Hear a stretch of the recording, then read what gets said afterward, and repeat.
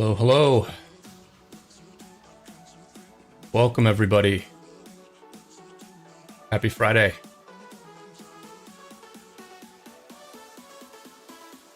We are chilling in the Lost Kingdom, but our allies are 100% busy with fighting. Hope everyone's doing well. Henrik, thank you for confirming my test. Niga, welcome. Shazad, welcome.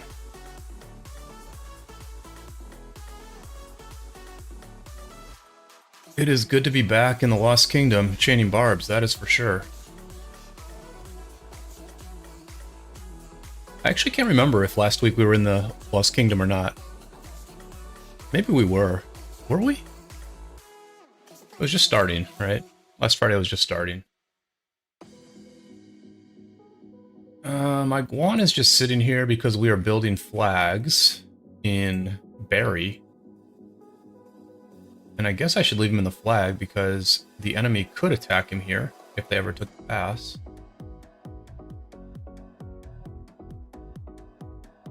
You the man, Henrik. Yeah, so here's the situation. Let's just go over it real quick. We started here in La Marche, and we are now flagging into Barry very quickly and aggressively. And we're gonna flag into Anjou some as well. I don't know if we have a plan here or not, to be honest. I didn't see that Addy put up a plan for H, but if Addy's listening and wants to put up a quick build plan, just draw some arrows in H. I can definitely build some flags in H overnight. So we're not at war, but over here in Nevers, our enemies in turquoise are fighting our allies in dark blue and red. So things are kicking off here. This is like the key flag. This flag has been defended for quite a while by 1418. It looks like 1903 has now gained quite a bit of control here. Actually, the city that I had bookmarked, I had this guy Deco bookmarked right here, and you can see Deco is gone. So, you know, we're about we're a little over 8 hours into this war. And 1418's been holding pretty well so far. They've had some good trades on the defensive end. And, you know, it's looking okay. Like, our allies are putting up a pretty decent fight, which is what we were hoping for. You know, you see that they're also still burning one of these kingdoms here in the turquoise camp. And then on the other side, our allies are winning. Our allies are the red camp here, and they're conveniently in red. And they're fighting against the gray camp, Brittany, that's in purple. And they're doing very well.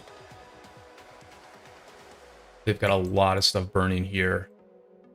And they've looked pretty smooth, honestly. This red camp has looked pretty smooth operationally from the little bit that I've been watching. So that's a really good sign for us. And over here, 1418's been looking pretty strong operationally as well. Like I said, they had some very good trades that we saw.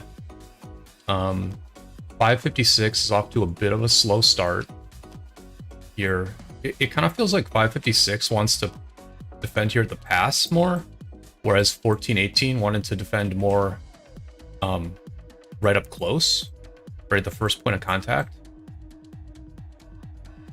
So we'll see how this goes. Hopefully our allies can really just stay in this zone as long as possible, fight as hard as they can, and drain 1903, which is this lost alliance here. They do have 4 stars, but they're, you know, kind of, I guess you would call these we call them Heroic Anthem Andes here, with just some HA and Nile stars. So it's looking, I guess I would say it's looking about what I expected. It's not below expectations, and it's not really above expectations, although I am like really pleased with how good Red Camp is doing over here. So I would say if any allies are watching this, keep doing what you're doing, keep fighting hard. If you give them a good fight in Nevers, and if Red Camp wins in Maine, then we will win this KvK. You just have to soften up 903, and then our camp here will come in and finish off the job.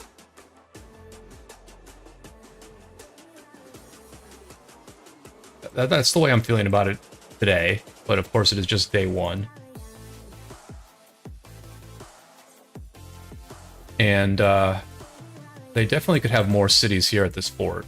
1418 could definitely have more cities at the fort. This is like, you gotta get a city in right here for sure, right? Cherry, welcome to the stream, and happy birthday to you, Cherry.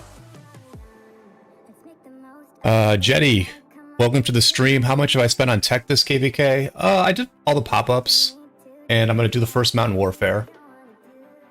I haven't fully bought out the Mountain Warfare because I'm gonna do I'm gonna buy the last 2 bundles on the last day of on the next day for recharge rewards. But so I've spent like 150 on pop-ups. I've done a couple of Conqueror's Will, so maybe like 160 or something. Then I'll do the Mountain Warfare. That's another 180, so 340. I'll probably spend just around 500 bucks on the KvK. Knights, welcome. Natsu, welcome. Yeah, Barney's here. Barney is here, and the gold chests that he is buying are very much appreciated. Oh, you know what? I need to finish this. I need to finish this last Bastion quest before the day changes. So we'll get back to the action, but I also am going to be chaining barbs during this stream. And I'm also going to be opening up a bunch of chests. Hopefully the chests opening are going to be kind of fun today, because I'm going to be opening legendary chests, and I'm going to be opening the item chests. So, and I've got a ton of item chests. Absolute ton of them. I always forget what these are called. The equipment chests. Yeah. I've got 813 of these. So I'm just going to open all these up at once, and we'll see what we get. And I'm also going to open up the legendary tavern. Oh, this. Yeah. So I'm also going to do 200 of these, or maybe 120, so I can get this. I'm just going to do enough to get the crystal quest done, right? I need to open 200. I haven't opened any. So yeah, I'll have to open exactly 200 of these today. So I'll get this done.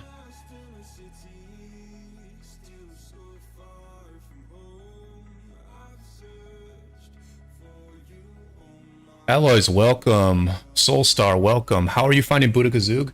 Soulstar, I honestly haven't used it yet. I haven't used it yet. I mean, I used it in Canyon a little bit, which, I don't know, my Canyon's been okay, I guess. But I haven't really used it.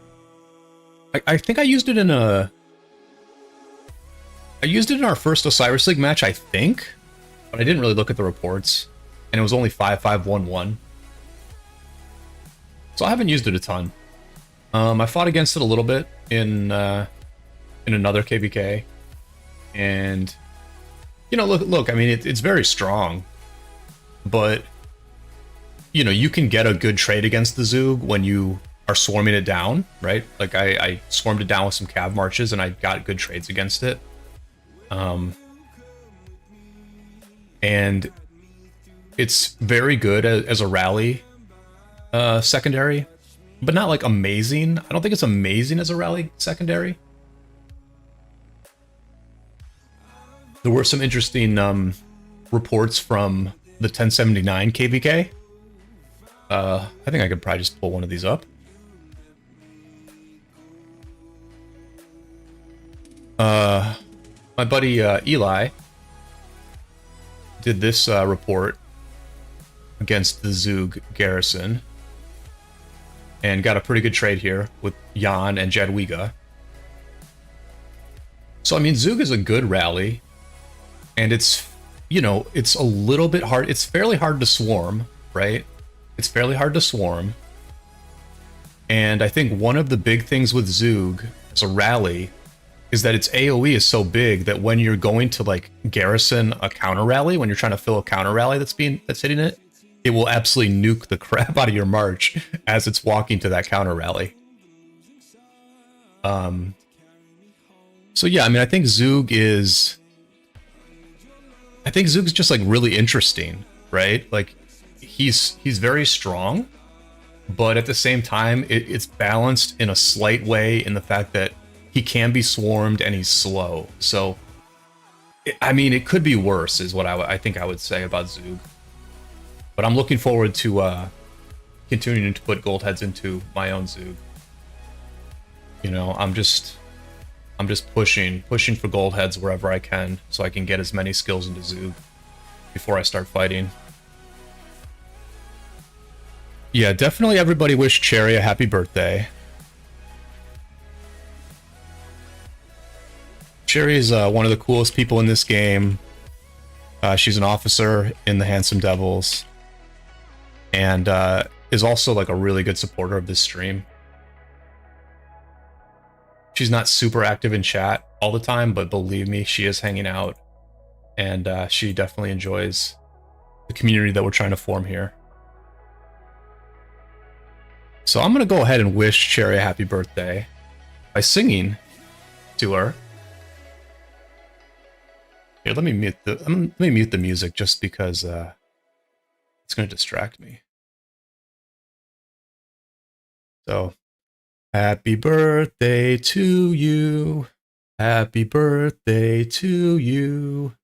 Happy birthday, dear Fifi.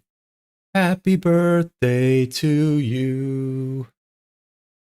How old are you? How old are you? Okay, don't answer that, but happy birthday, Cherry.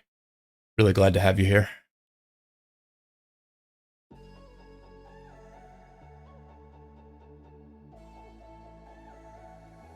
You know, there are just some people who make the game more fun, right?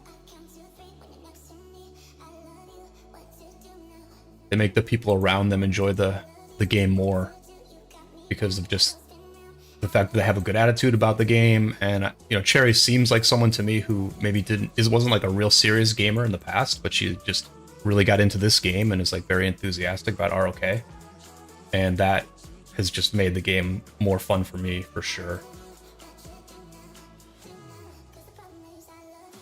And I think every alliance is better having those people that just make the vibes better, basically. This game is so much about vibes.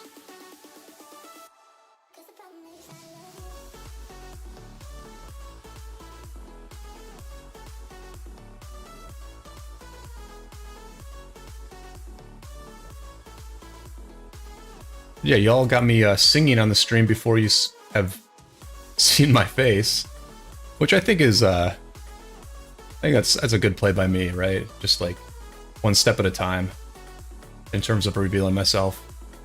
Reveal the singing voice first and set up the webcam later. I really just need to set the thing, set it up though. Set up the green screen, set up the webcam. I think I'm gonna be fine with on these chill streams at least, just having the webcam up to make the content a little more compelling.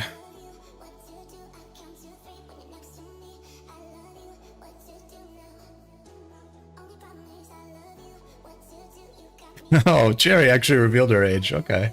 Oh, you look good for your age, Cherry. I would have guessed you were younger. Oh, so it's like it's a big birthday. It's an important birthday. It's a psychologically relevant birthday. Mad Mania, welcome. Glad to have you here. How is the 1029 KvK going? I saw you fighting on Lambo's stream yesterday morning, and it looked like things were going well. Refresh, Brian, check if it's MTG. No MTG. Is More Than Gems really soon? Oh, look at this, I got a Margaret. I think I unlocked her already. I'm almost certain I did. But alright, there we go. I did have a question about this Heart's Desire. Like, is there any value? What's the value of the Heart's Desire compared to just opening, using these sovereign keys in the Legendary Tavern? Like, is there extra value to the Heart's Desire thing? And then I guess the other question is opening this, is opening a chest here, trigger anything on the crystal quests? It does. Okay, so I could open all my sovereign keys in Heart's Desire instead. Does anyone know the difference between opening my legendary chests here and doing Heart's Desire?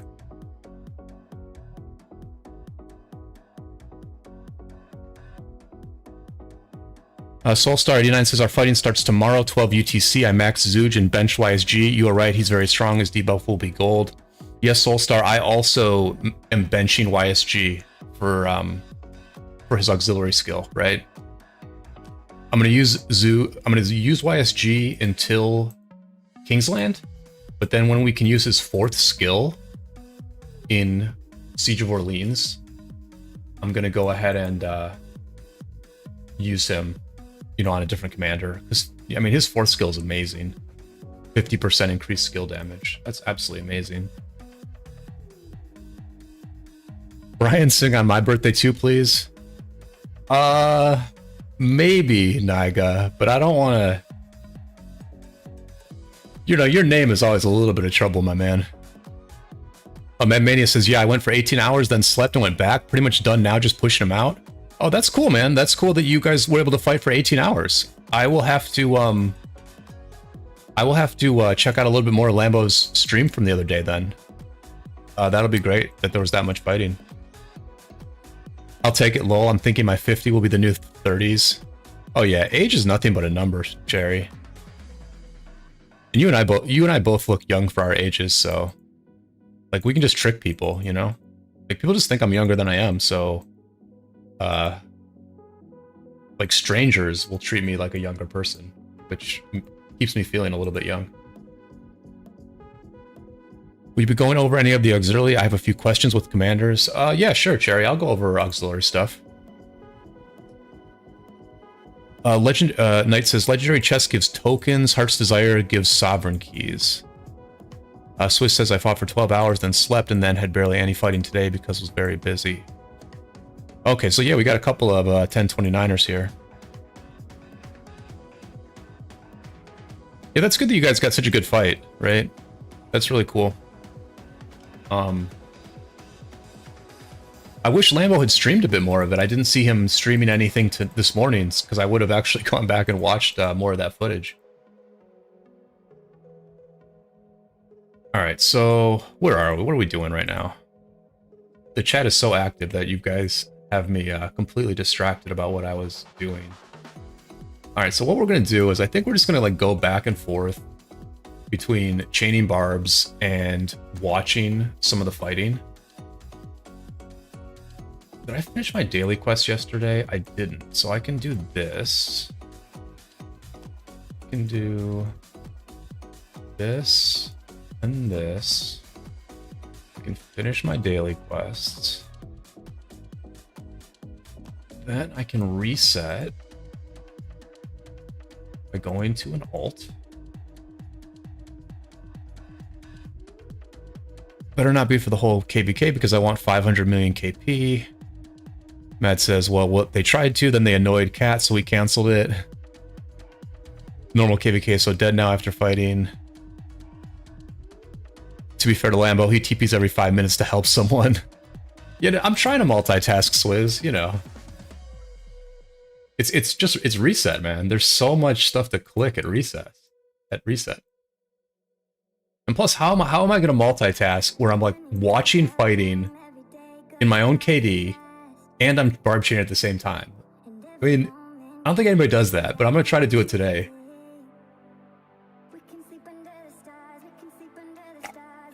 Because I feel like watching fighting is more interesting than watching me chain barbs, but I gotta chain. I gotta chain.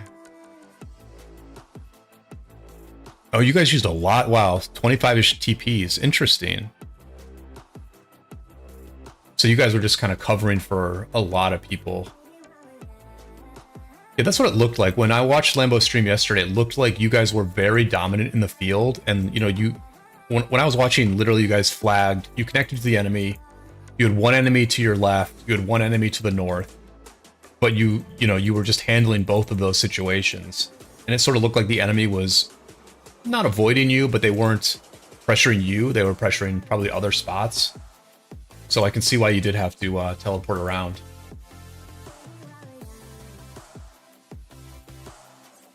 In Heroic Anthem now, are you able to join alliances of other kingdoms in your camp?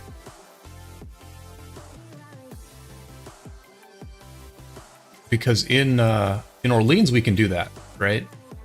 It's like over here in Nevers, if there are people in 556 who want to fight right now, they can join 1418. It's like people from 556 can join AP18 and just fight from here. Which I think would be a good idea for them to do that. And that reminds me, let me share this link out so people know that I'm live.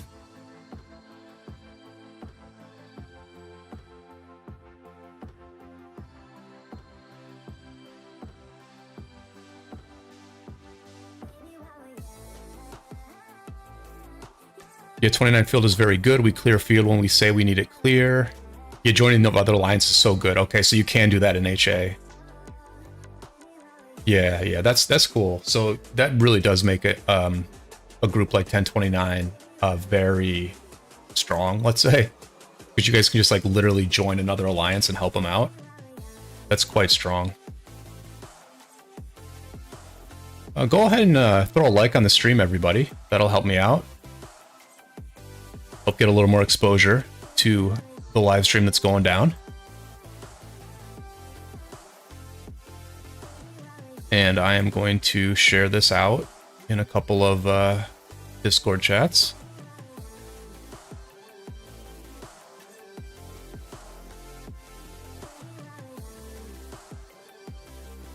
And if you are in the Handsome Devils Discord, be sure to turn on the YouTube notification so you get notified for all my content.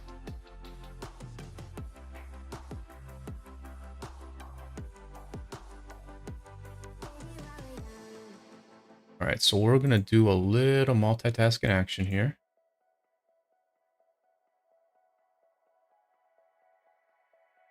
Okay, I don't think I got a good answer about Heart's Desire versus Sovereign Chests.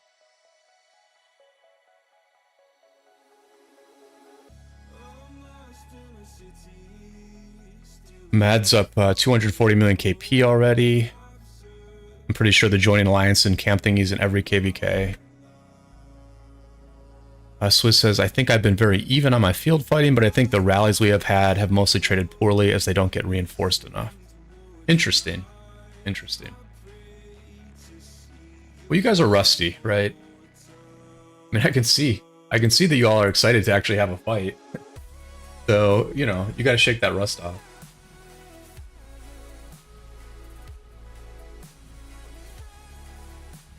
Because, yeah, it is both. I mean, especially in these smaller KvKs, it's not all open field. Like, it's looked to me like 903 has controlled the open field for the most part right here. Here, let me turn off simplified graphics. 903 has generally controlled the open field here, but they've actually been at this flag for hours. When I started watching 3 or 4 hours ago, they were fighting right at this flag, and it's still up, right? So open field can overwhelm completely in, you know, Imperium whale kingdoms because the whales can just swarm over and over again and not be depleted. But I think in the smaller kingdoms, I think in the normal kingdoms, I think for most of us, you have to be able to rally well and swarm well. Because you just can't just endlessly swarm and take these, you know, slightly losing trades on the swarm, or your best players just get depleted. HDT, welcome. Hope everything is good over in Vietnam. Have you posted any new food pics recently, HDT? Let me take a look. Oh, you did? Ooh. That looks like pho. Yeah, it looks like you're having... Oh, that looks delicious. That makes me want to go get some pho, which I have not had enough in my life at all. Oh, that looks delicious, HDT. Can I share this picture? Can I share your recent picture of what looks like pho? Made me hungry. That made me like so hungry. Aswa says, we in KvK with my old KD as well. They in the wrong corner though. Wish I could fight them. Also, Mad just brought his main to 1029. Barney, welcome. Yeah, Swizz, thanks for hanging out. Appreciate it. And congrats on the 120 million KP. Which is okay, but yeah, hopefully you guys get a lot more fighting and you can up that a little bit. But it looks like the enemy, it looks like your enemy is like decent, right? So I think 1029 will get some good altar fights. You'll get some good fights at the level 7 passes. And then I don't know how the rest of the map is going, but you may kick their butt in Kingsland. But I think what's good about Heroic Anthem is that everybody gets to fight a fair bit. You get to do the altar fights, you get to do the level 7 passes. So even if you're gonna lose the KvK, you still get to fight a fair bit. So I imagine there's gonna be a rally set on this flag. I don't see how they won't be rallying this.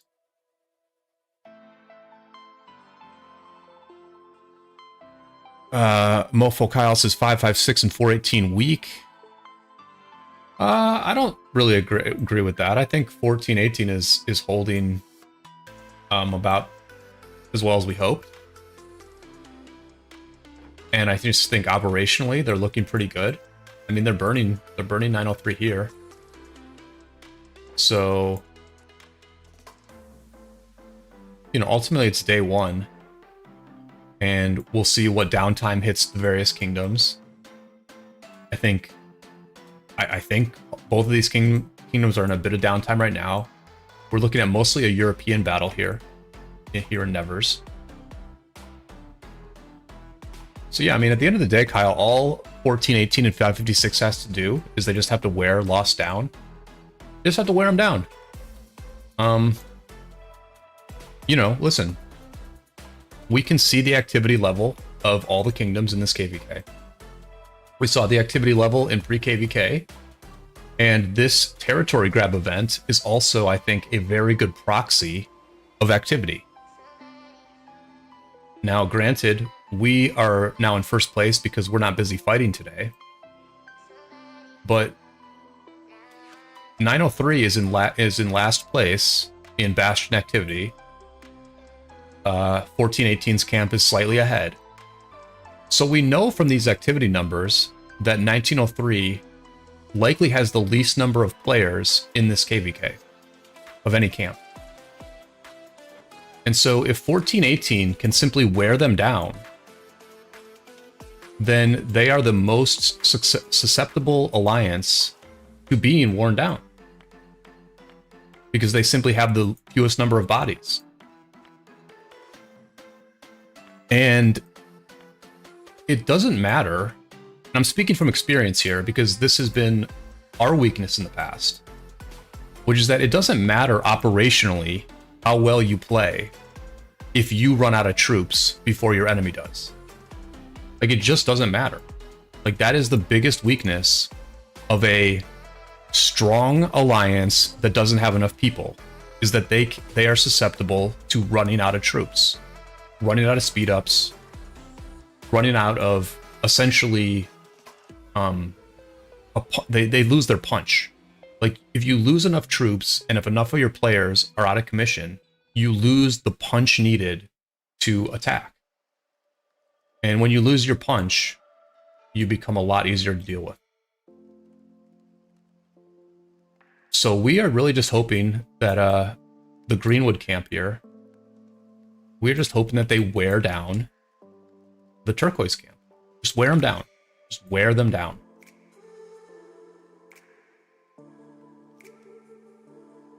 Ally says all about using farms effectively to maintain troops on main. That's a very good point. The number of farms that a kingdom can have is not represented in activity scores. That is definitely true. And so it will be pretty important. I think it's going to be very important for this Lost Alliance to like have a lot of farms. And we'll see how well they use them, honestly. Because they're probably going to need to. Now when we are stronger, we trade 2 to 1 plus. Barney says, plus look at 209, they are pointless. Yeah, so there's some different opinions about this KvK. As you can see from our chat alone, right? Mofo Kyle is from 903, I'm assuming, and he's saying they're much stronger. Barney is pointing out that 903's allies, 209, are getting burned, right? So there are a lot of different opinions about what is happening in this KvK. And that is basically the sign of a very good war. And I think everyone is realizing that we have a very good war on our hands. I think both sides think they're going to win. You know, the vibes I'm getting from both sides here is that they think they're going to win. Because there's a lot of trash talking on both sides. Obviously, I'm talking a bit of trash myself. Because quite frankly, I think we're going to win. I'm not particularly impressed here so far by our opponents. So,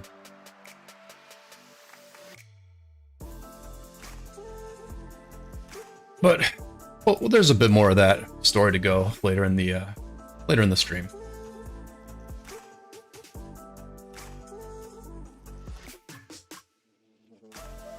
Swizz says I can't kill any more archers, already down to 400k. Yeah, I mean, so Swizz is like in a smaller KvK, right? But he's been rallying all day and he's running low on a certain troop type. And if you don't have enough bodies, that hurts, man. It hurts. Why Am I Here says Hope 3 KDs drain just 1903. Big hopes. But you know they can't. Is it 3 KDs? I thought it was 2. Ally says best kingdoms are using countless farms to fill everything, especially before Kingsland. Why Am I Here says 1418 and 15:6 have been getting slapped all day, and 1818 going to smack ya. Well, I think that's where your thesis is wrong. Why Am I Here? I think that's where your thesis is just wrong, right? Like you guys are assuming that, like your hypothesis here is that 1818 is going to beat our camp, and I just think you're just way wrong about that. I mean, they're a strong kingdom and everything, which I'm sure is why you allied with them. But my prediction is that you guys picked the wrong ally. And if you had allied with us, you would have won the KvK, but you decided to ally with 1818 instead, and that is going to cause you to lose the KvK. I think it's literally that simple.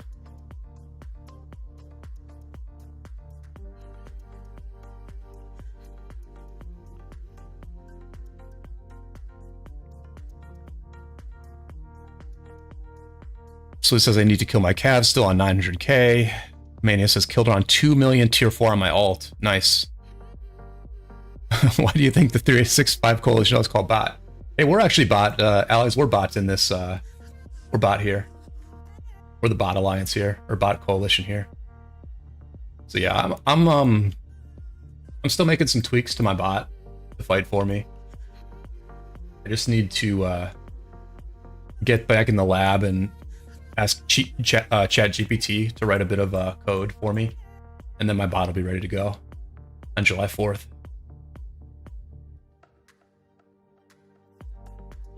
All right, Swizz, have a good night. Congrats on winning Zone 4.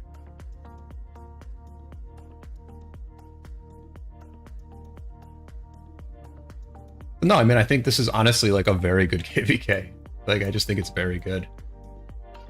One thing I did not realize until very recently is that all of these level 5 passes are two-way passes, like right from the start, right? So, you know, let's say that our allies lose this zone. Ultimately, if we are doing well on the map as a whole, and we have control of some of these level 5 passes, we can literally break in. We can come from Ile-de-France into Nevers and break in here. And so that means that the war is never really over for 1418 and 556. If we are doing well and we can help them break out, they will always be able to get back into this fight.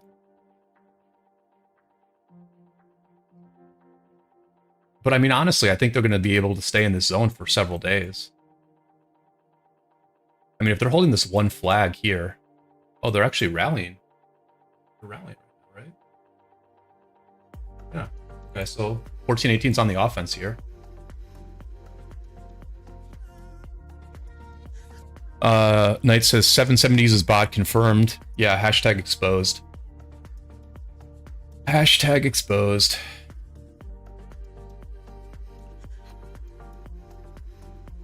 Mad Minius says battle for us is long, but done KL should be hard fire, seems strong. Fire, okay, so fire is strong as well. Interesting. Yeah, I'll take a look at the 1029 map just to check that out. I also want to look at the 1875 KvK, because I know 1235 is fighting 1647 right now. And it looked like 1235 was doing all right.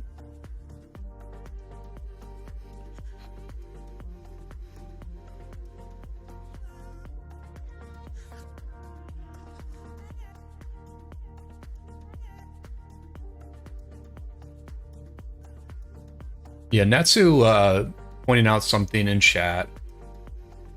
I'll bring that up later, Natsu. I've got a little bit of a rant later.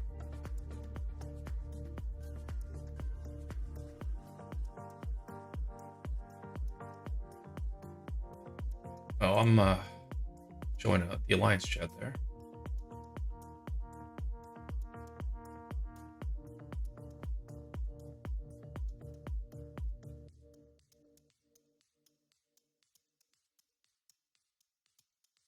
So this is pretty interesting, right? Here, I need to drop a little info to our allies here. A bit of friendly advice.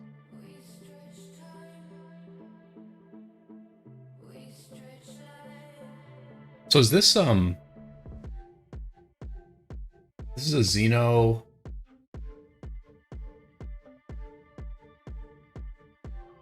That's Heraclius. Yeah, that's the Heraclius.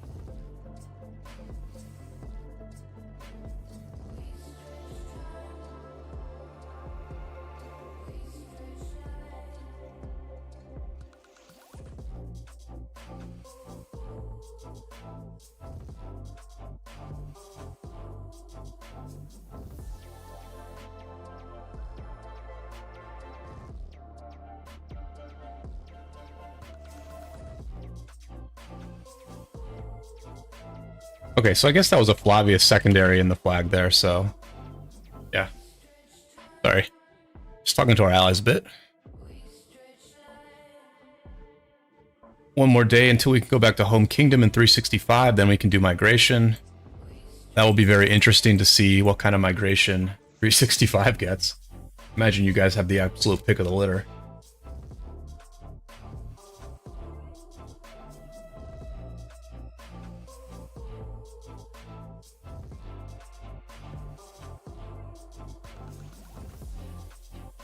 Mad Mania says, what are my goals for this KvK? That's a good question, Mad. My goals are generally pretty, they're like big picture oriented, or not big picture, but they're just like, they don't have to do with stats, right? So my goals in this KvK are to, have like be a very positive presence on voice chat. I want to be very sharp. I want to have my sleep schedule be where it needs to be so that I get a lot of sleep and then I'm very sharp while I play. I want to, as the war goes on and I have to go back to work, I want to get my work done very quickly each day. So I'll have to be very, very focused while I work, so then I have like the most amount of time to play the game. And I want to just make good decisions. I want to sit here comfortably in my chair and shift positions so I don't get sore, so my body stays non-sore and I'm comfortable. And just be a good leader, you know? Like, it's not that complicated. Being a leader in this game is not that complicated. A lot of it comes down to putting in the time, typing very fast, clearly communicating what needs to get done, and making semi-complicated decisions here and there. But I know I'm capable of doing that. And so I just want everything around that to be my best, so that I then bring my best to the game itself. Those are really my only goals, right?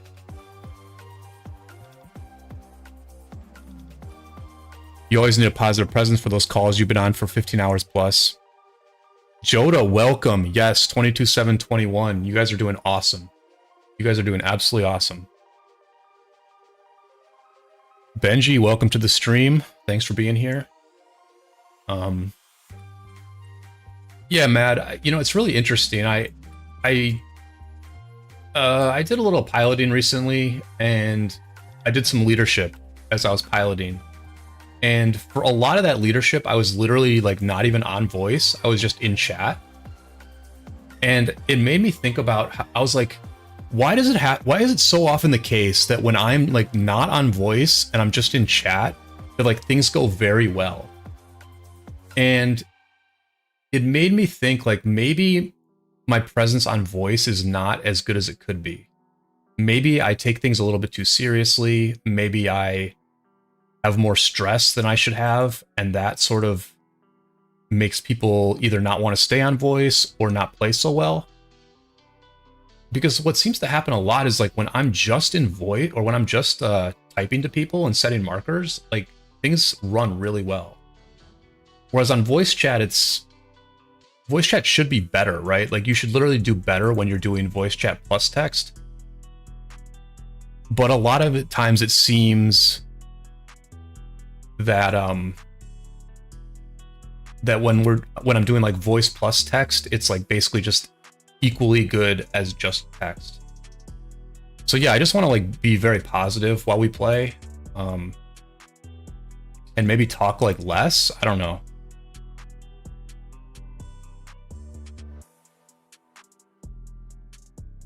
Mad Mania says, gonna be my first proper sleep in 2 days, Benji. Was on the night shift in 29. Mofo Kyle says, leader of Second Alliance KvK. Yeah, that's not a KvK, bro. Kingdoms that have 2 alliances are stronger than kingdoms that have 1.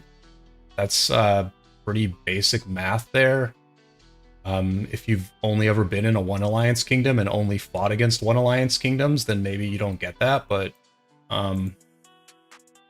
yeah, us being in 6th in kills in this KvK when we're the 2nd alliance, when your second alliance is in 24th place, that's not a troll, homie. That's just optimal play. that's just proper kingdom construction right there. So yeah, I'm a leader of the second alliance, and I take the game very seriously, and I try to be a good leader on voice. And by the way, Kyle, I'm not even the leader, bro. I'm an R4, homie. I'm an R4.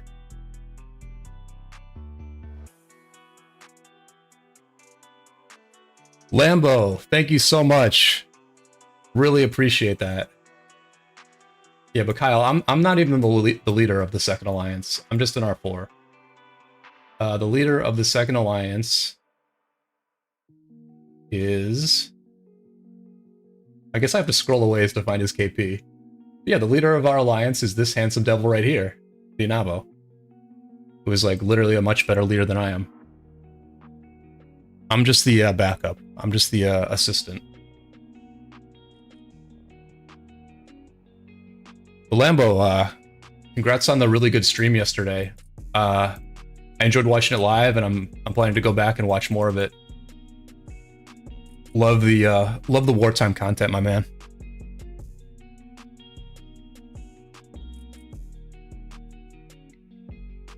Lembo says, I wish I could have streamed it, but we are porting everywhere.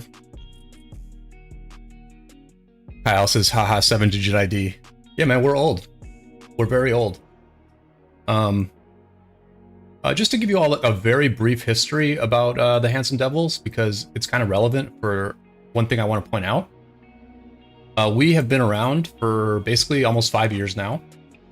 Addy started the Alliance, and I joined randomly on day one of the Alliance. And so we've been leading this Alliance for close to 5 years now. A very, very good group of players and leaders has gradually joined around us. It has taken us 5 years to build an Alliance this big. It's taken us 5 years to get over 10 billion power. And we got here not because we spend a lot of money, or not even because we recruit very well. We got here because we just have built one successful war after another. And so the good players stay, and new good players hear about us through word of mouth, and they join. And another A Kingdom, 1252, fought against us, liked what they saw, and their players migrated here very recently. And so our alliance is as strong as it has ever been. The Korean alliance is also as strong as it has ever been. And as of last night, we hit Imperium for the first time ever. This is literally the first time our kingdom has ever been Imperium. We don't really want to be Imperium, and it was a surprise when we got there. But yeah, a bunch of other kingdoms are in KvK. They're losing power. We're not. And so we are actually Imperium for the first time. And that is a pretty cool feeling, because we have really built this thing brick by brick. 2 weeks into this game, we were not even in the top 50 alliances in power in our start kingdom. We didn't even have territory 2 weeks into the game, because we had been kicked out of our first area. Actually, we were not kicked out of the first area. A big conglomerate alliance wanted us to join, but Addy thought they were douchebags, and he was like, I don't want to work with these people, so let's just move somewhere else. So that's what we did. When we migrated to 1159 for the first time, that was our first migration. We were not even given territory in the first 2 KvKs. We were I think we're the 5th or 6th biggest alliance in 159. And we were not even given territory.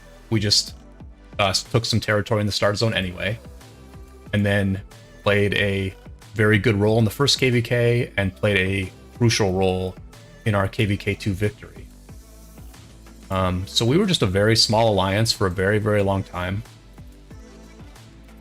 And it's kind of wild to be Imperium at this point, honestly. It's pretty crazy.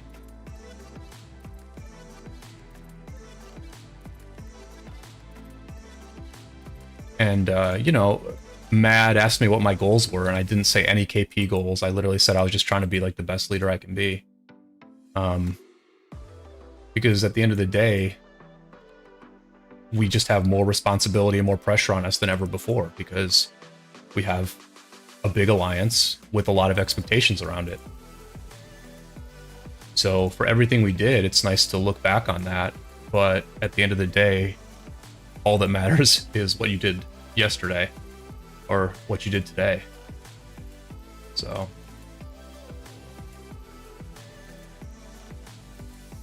it's, you know, it's a cool journey, and it's a really cool war to be in, because as you can see from some of the chat, as you can see from the way I'm talking, it is a pretty intense KvK that we are in here. Let me catch up on chat here. 18 hours of fun, then coffee couldn't help me anymore. Soulstar says off to sleep now. I'll catch up on the rest of the stream tomorrow. Thank you, Soulstar, for being here.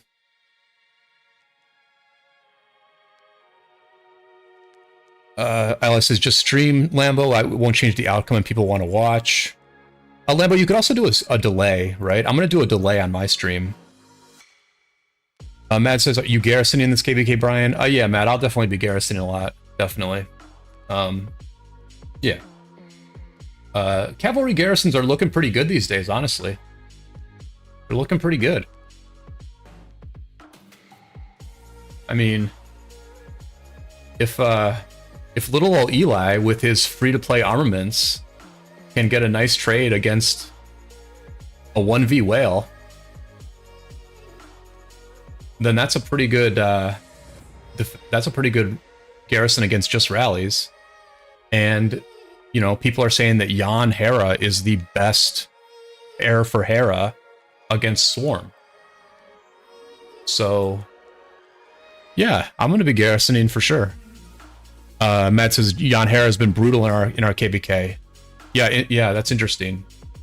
I saw 1079 had a very good report in a fort also with Jan Hera, where like 1v was swarming it.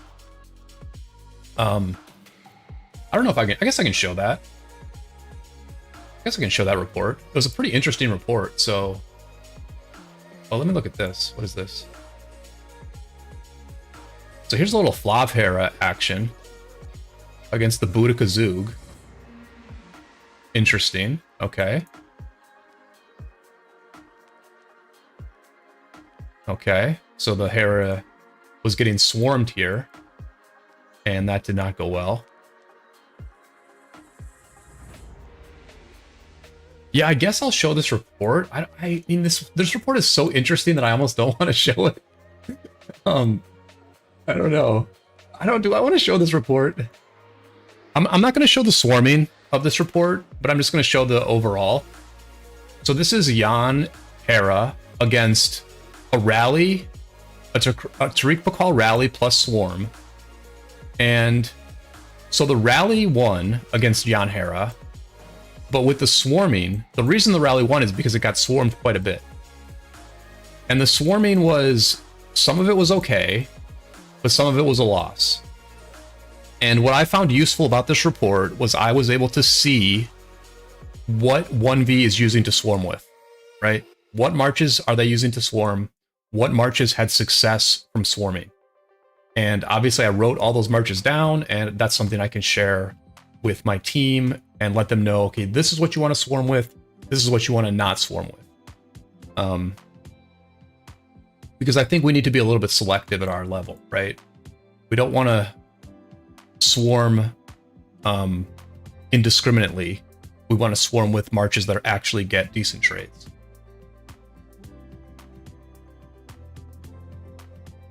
And I know you said in Lambo stream you wanted Dido testing. Dido Hera is disgusting.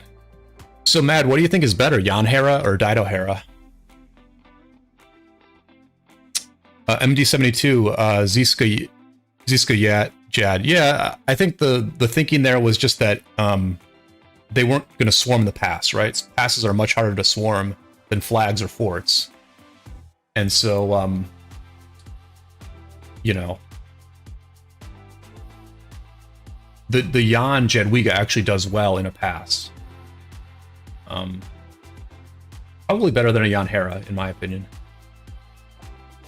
Yeah, HDT, I'm looking for an update. I'm looking for where the fighting is right now, because like this key spot here got like real quiet, huh?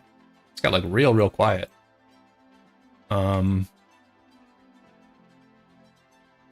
So yeah, where are the? There's a connection here. There's a connection here, and again, this is a bit of a stalemate.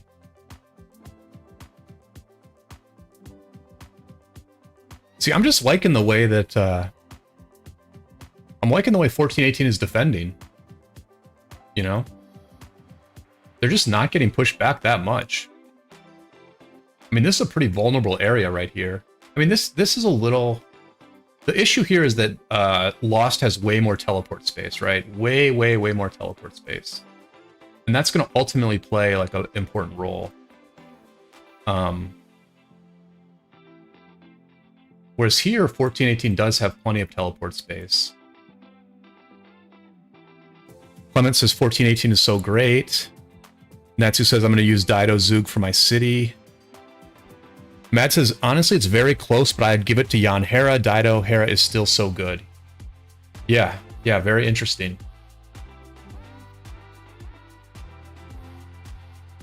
Yeah, I think it's going to be interesting to see in our A Kingdom level of KvKs whether rallies and garrisons are balanced or whether one side is stronger than the other. Obviously, at the Imperium level, offense has an advantage because of the power of swarming in Orleans. But I don't know if that's going to be the case in the A Kingdoms, right? I think it's going to probably be more even, and if anything, I think defense might have the advantage.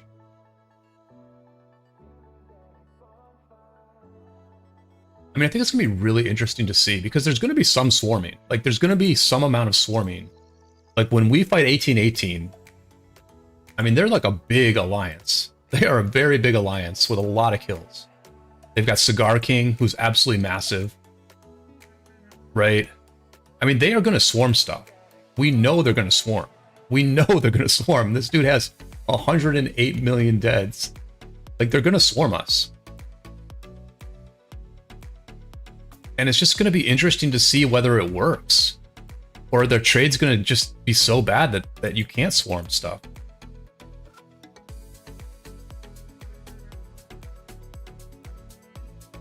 It's my report, I'm on TV.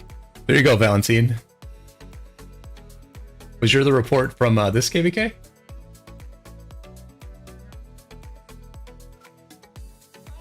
Are you Vulcanaz?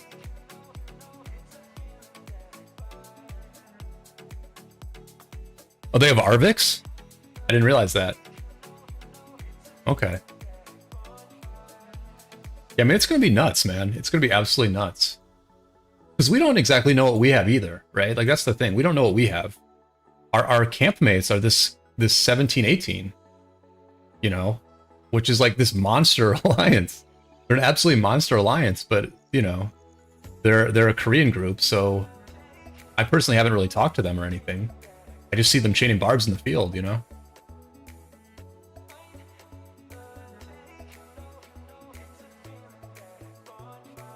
Ian, welcome to the stream.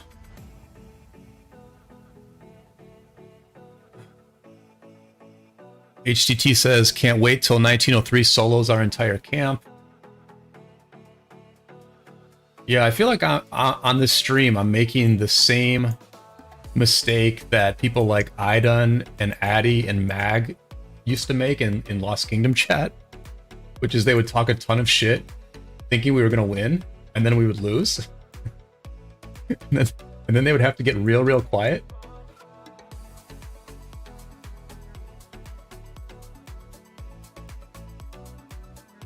But yeah, I mean, you know, I'm trying to be balanced about this. Like I've said many times, I think this is going to be like a very good KvK. It's going to be a very good war. And then I've also said that both teams think they're going to win. And so what happens is that, well, two things happen. One is that both sides in a war have their theories, and they think their theories are the best. They think what they're doing makes the most sense. And when you're just talking to each other, both sides can make good cases for why what they're doing makes the most sense. But what's nice about Rise of Kingdoms is that you actually get to settle this in a real fight. At the end of the day, you can talk all you want, but if you cannot take and hold territory, then you get pushed back, exposed, and you can't talk anymore. So there is the talk, but then the talk actually gets settled in a very real way.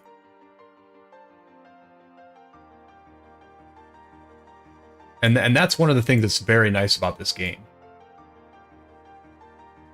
And the other thing, and this relates to the fact that this is actually a legitimate game that settles things in a legitimate way, is that you ultimately just have to take things one step at a time.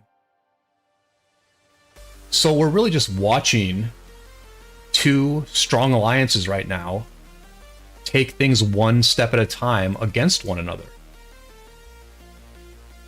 You know, whatever kind of a fight 1903 expected in this zone, at this point it doesn't matter what they expected, they're getting the fight that they have. And however long and however much damage 1418 expected to be able to do, those expectations no longer matter, and they're literally just finding out one turn at a time what they're actually going to accomplish. Not what they think they're going to accomplish, what are they actually going to accomplish.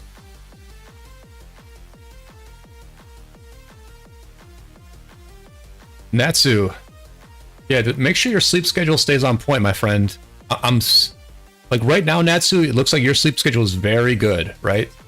If you're going to bed right now, you'll be getting up at like 9 or 10 UTC.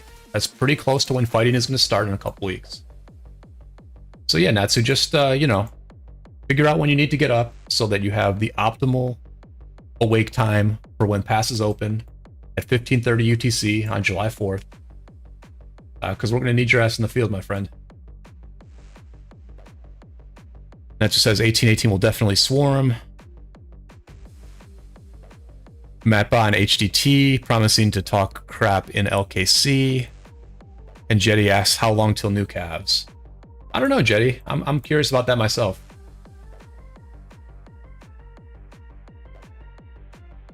Yeah, I'm really curious about the new calves, right? Because Zhuge is not unbalanced, but it is possible to put Zhuge into a bit more balance, right? Like, it's kind of ridiculous that Zhuge is like meta Garrison, meta Rally, and meta Open Field. So they could come out with some powerful calves that do counter Zhuge to an extent. But the debate is whether Zhuge is a new tier. Like, is Zhuge the top of the Nevsky tier, or is he a brand new tier? I think he's a brand new tier. But are they going to put the calves at the same level as Zhuge? Or are they going to expand the tier upwards, where like Zhuge is the least powerful at his tier and everyone else gets better? I think they're just going to make calves that is equal to Zhuge, and I think that will work out fine. Because it's not like Cav is OP right now. But I'm guessing it's going to be like 3 months or so before they bring out new Cav. I'm guessing they're going to take their sweet time with it.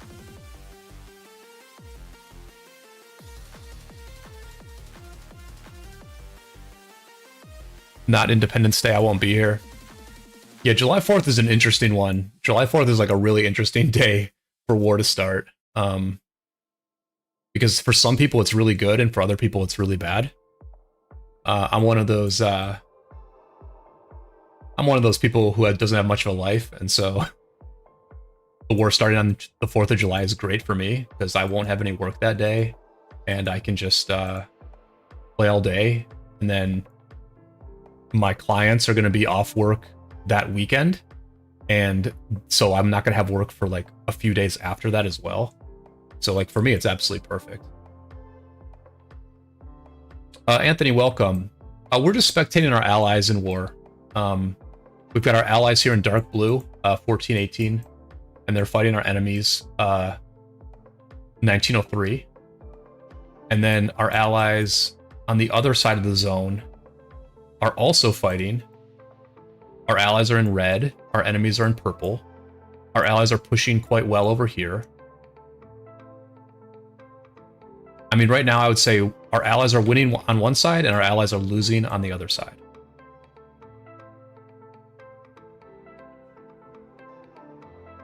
It's weird the 4th is on a Tuesday. Most people have to work the day after. Oh, it's a Tuesday. Okay. So yeah, people will go back to work the next day probably. That is true.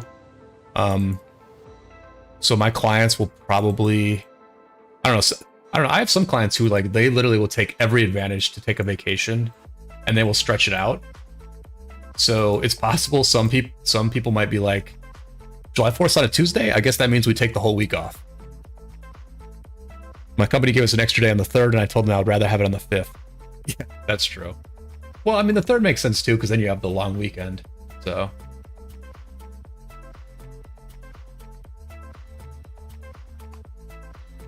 Yeah, for me, it's perfect. For me, it's absolutely perfect, because I'm guaranteed to have at least 2 days completely off, and I could probably get a 3rd day off without any kind of an issue.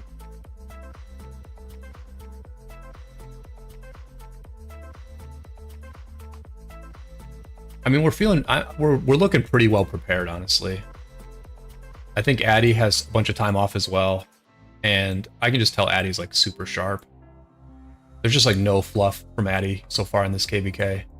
He really hasn't been talking any shit. He's just like quietly planning a bunch of things, and he's just like all business pretty much. So.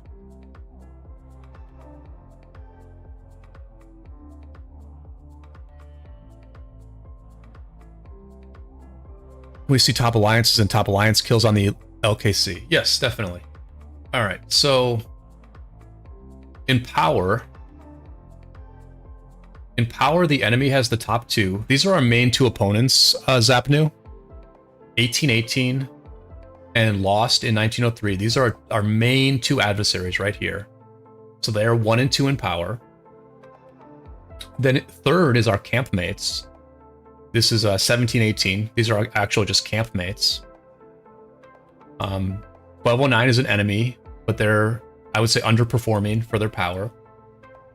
Here's our number 1 alliance in our kingdom, and 70S. This is another ally, 2375. This is an enemy. This is an enemy. Here are 1418's 2 alliances. They're allies. Ally, ally, enemy, ally, enemy, enemy. So that's power, and we'll go kills. I'll just tell you the ally versus enemy. Enemy, ally, enemy, ally, ally, ally, ally, ally, ally, enemy, enemy, ally, enemy, enemy, ally. So you can see the enemy is like a little bit top heavy, I would say. They're really counting on these 2 alliances here, Lost and A118, to carry a lot of the load here. And then they are both very strong alliances. Whereas we're a little bit more spread out. We have more alliances that are capable of taking and holding territory. I'll show you the individual kills also. I haven't really looked at it too much, but yeah, I mean, we have the top 2, and then they've got the next 3. So of the top 6, it's going to be 3 Korean players, and then these 3 players from 1818, which I'm guessing 2 of them are Vietnamese, and I do not know what Arvix's nationality is. Energized, welcome to the stream. Hope the fighting is going well for you today, but not too well. Looks like a little bit of quiet, so let me just chain a couple more barbs here. As a reminder, we do need to open up a bunch of chests. We do need to craft a Ring of Doom, where I'm going to get a pity crit. And Why don't I do that right now, actually? We're about an hour into the stream. Are you guys helping me out with the likes? 23 likes. Love it. Yeah, so let me just open up all my stuff here. And see what we get. That Arvix is on 1916, 2498. Yeah, I guess he's in 1818 as well. This will be my first time playing against Arvix, so that'll be cool. Okay, so I didn't get a good answer about Heart's Desire versus Sovereign Keys. Can anyone, like... I mean, what is better? I mean, the reason I'd be against this is because I don't need these 5 commanders at all. I mean, I need the Saladin for sure.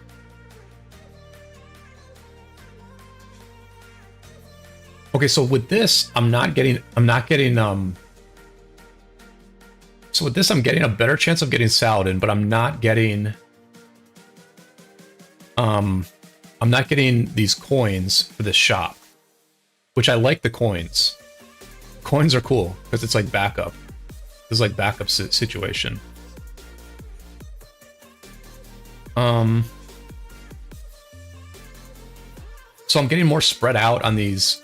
Yeah, okay, so it's just like less focused on the sculptures. But truth be told, I need all these sculptures. Like I need Leo sculptures for auxiliary skills. I need Edward sculptures badly for auxiliary skills. I need Saladin. The regular tavern is better. Coins are legit. Alright, I'll go with Mappa on this. Okay, so I'm going to start opening these legendaries. I'm just going to open 10 at a time. I need to be down to 42 because I'm looking to... I'm looking to just do the crystal quest. So let's just open these up. Let's start going. Alright. Oh, it says Heart's Desire only if you really need all the commanders, otherwise just normal keys. The coins for the shop are very valuable. Alright. So yeah, we're all on the same page here on that one. That all makes sense to me. Edward is nice, actually. Edward is actually nice. And I have so many of these commanders max that I get a ton of keys as well, right? Artemisia, Trajan. Yeah.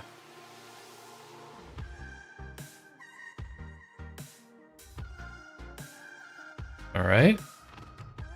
It's too bad you don't get a lot of speed ups from this. As I say that, there's some trainings. Yeah, I mean, I have so many of these max that I just get so many of these coins, so... Yeah, we'll just keep going here. It's not really a sweat, but...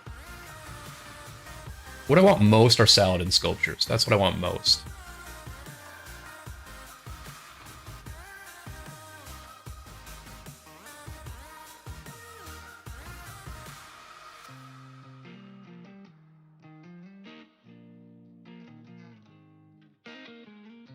Alright, we're 100 in. 100 more to go.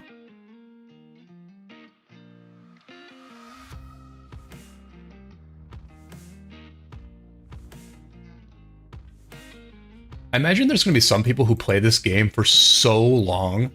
Like, they play this game for, like, just, like, way longer than we can ever imagine. And they're literally going to just randomly max commanders like Herald through the legendary tavern. And you know, various other little rewards you get along the way. That's going to be wild. Woo! Look at that! The full Constantine. The full Constantine giving 500 keys. That's got to be insanely good. What is that worth? 500 keys. What is 500 keys worth? So 500 keys divided by 8 is 62.5 of these. Times 3 is 187 hours of speed ups. So I just got basically 8 days of speed ups from that Constantine. That's awesome. Oh, I get to pick one of these. I think I want Saladin, right? I think I just want Saladin here. Is Saladin in here? Oh, he's not.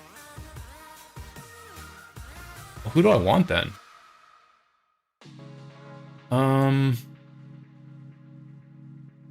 I could... Oh, so Edward's not in here either. What do I want here? Can I get, if I pick one of the ones that I have expertise, do I get 500 keys? Does anybody know? Max Constantine. Yeah, allies, I mean, as I was talking about, you know, us being in a small, here, let me type this.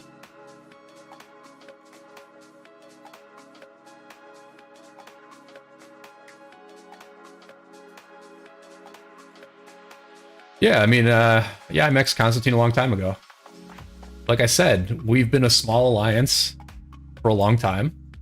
And so I was always a Garrison captain, and I built Constantine for, I was like the main Garrison captain in like a dying kingdom. So I built Constantine to like deal with Attila Takeda, like back when Attila Takeda worked in Light vs. Darkness.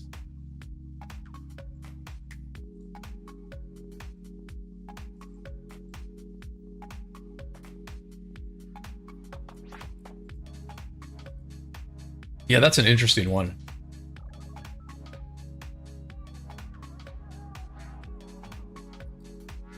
I think maybe I can go back and pick it later, if I'm not wrong. I can pick this chest later, so I can like actually get an answer on that. No, you get heads. Okay, thanks, Marenth. Algebra, welcome to the stream. We're just doing a little theory crafting. I'm trying to decide what to do with this this legendary selection here. There's like really not much I want here at all. If I'm just getting heads, I guess I would get Montezuma. I guess I would get Monty for Barb stuff. But I'm gonna get a firm answer. I'm sure Morinth, you're right. I'm just gonna wait and make sure that I know what I'm doing with that selection. I just use skill resets to get my Constantine to 2511, so I could use the second skill for our Ox skill. Yeah. Yeah, my skill resets... Some mistakes were made with my skill resets. Alright, so we did all of those. So I can pick this later. No rush on that. And then I've got this quest done here, which is nice. No Trajan or Artie? I mean, I don't think I'll ever build those. I don't think I'll ever max Trajan or Artie, whereas I can get the Monty to 5511 and then use it for barb chaining.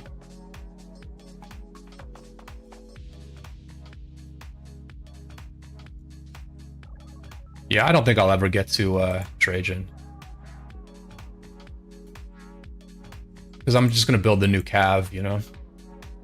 I've got no heads right now, so I have to save for the new Cav. I don't think I'll ever be able to go back to other stuff. Alright, so what do we got here?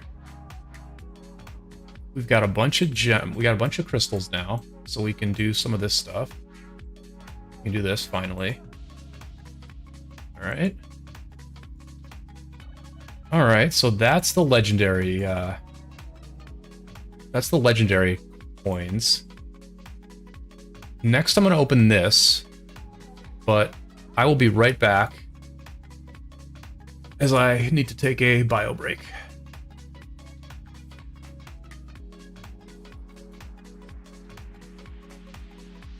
Here, let me put this on. Let me put this on fighting instead of looking at my green chests.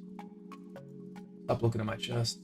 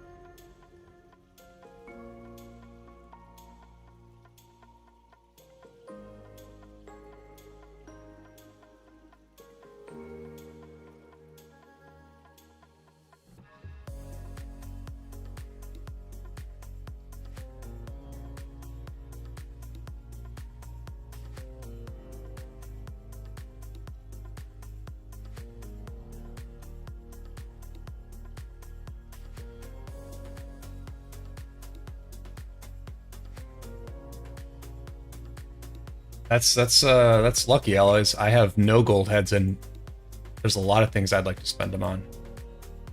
Well, not that many. I want to spend them on finish Zhuge, and then I want to save them for the cav so I can actually have a chance to get both cavalry right when they come out.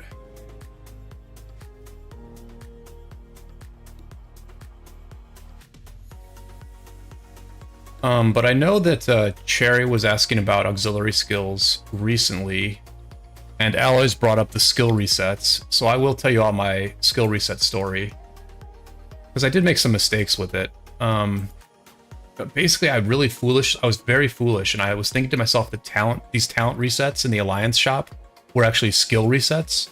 So in the back of my mind, I was like, oh, actually, I have an unlimited number of skill resets, and I can just use them. I can just buy them from the shop, right? Which was like completely idiotic, but that's what I did. So I think I was a little bit like, basically what the problem I did with my skill reset is that I used a bunch of them on Thutmose when I did not need to at all. Absolutely, like, I used a bunch of skill resets on Thutmose trying to get this skill to level 5. But I'll probably get a bunch of Thutmose heads when I open all my gold chests next week anyway. So now I'm completely out of skill resets. And what I would have liked to do... And so Cherry, when you're thinking about auxiliary skills, one thing you have to factor in is that you're trying to get certain skills on old school commanders, right? So like my Edward, I put some gold, I spun the Edward wheel years and years ago, right? And what I really want is I want to get his second skill to level 5. Because this is a very good auxiliary skill that it would be nice to use on my Boudica. I love this march speed. The 30% march speed is amazing because most of my marches are cav, and I want to speed tune my archer march to be somewhat as fast as my cavalry. So you use skill resets to get certain skills into the right place. On my Alex, I got very lucky. I reset him once, and then I rolled right into the 5th skill on the first try. So I didn't have to waste any skill resets on Alex. And now this skill is very, very good, and I'm going to put this on my Nevsky. The Edward, I wish I had more skill resets because I would want to get this to level 5, but I don't have any left. But hopefully we get lucky here. All right, that's good. That's good.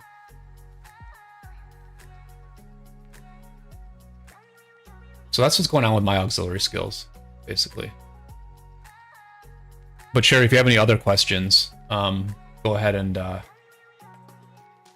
ask them, and I will be sure to help you out as best I can. I did look through auxiliary skills quite a bit last night, and showed my plan to our alliance, and then Eli immediately pointed out that most of those skills, or some of the skills, won't be available until after Kingsland opens.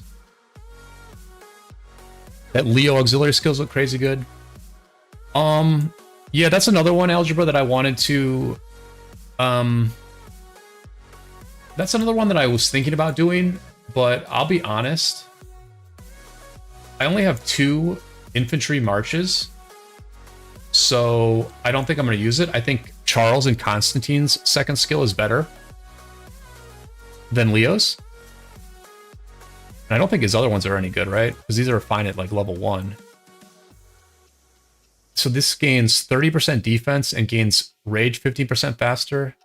Yeah, I ultimately think that Constantine and Charles' second skill is better than this. So, but yeah, I would have liked to use a skill reset here as well, just to have it. Alice says, I'm not really a rally or garrison leader, so I can use sculpts to improve my murder ball. Yeah, I think the reason I'm struggling on gold heads is because I've had to build so many garrison commanders. Yeah, like Eddie Navo, he like hasn't prioritized gold heads in years. Like he was talking years ago about how his murder ball was set and he doesn't need gold heads anymore. And obviously he's making upgrades here and there, and he built He built Dido Hera because he was so capped on his murder ball. But yeah, I think Garrison players just like inevitably have to build a bunch more commanders. And so like I'll still be using Attila Takeda in this KvK. Like my Attila Takeda is going to be used. I don't know if I hooked up an auxiliary skill on it yet, but where is it? Where's my Attila? Oh, right here. Yeah, the Attila, I already put the Attila on the Ethelfled on the Attila. So I'm going to be using Attila in the field because I just don't have that optimal murder ball. I've just got, you know, mediocre stuff.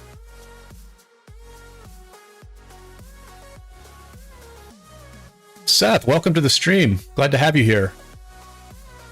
Yep, used CM's second skill and Alex third for Guan. Then Constantine second and Harold on third skill for Scipio. Okay. One can now move faster, so you can pair him with Leo in the field. Oh, that's cool. That's cool. Yeah. I mean, Guan Leo was always good, so if you put some speed on him, I certainly think that's viable.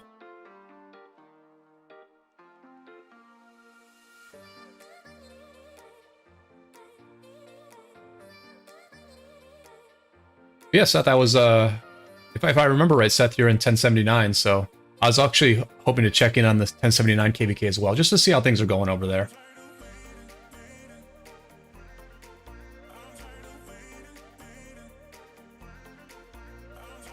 I was involved in that KvK a little bit, so I'm very curious to see what's happening.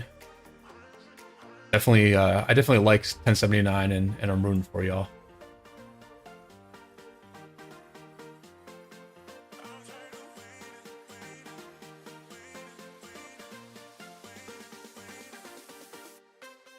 All right, so let's do, let me get this chain going and then we'll open up the equipment chests. All right, let's open up these equipment chests and then let's forge the Ring of Doom. Basically what is going on here is I just want to get enough materials in order to not only build the Ring of Doom, which I already have the materials for, but I'm hoping to get enough materials that I can also refine the Pride of the Khan. What KD are you in? Yes, I'm in 1079, and we're looking forward to our next KvK. Seth, I just have friends in 1079. I'm friends with Eli and You Scream I Cream and Duke, Infantry Duke. They're all from 770 originally, so I'm a little aware of what's happening in that KvK.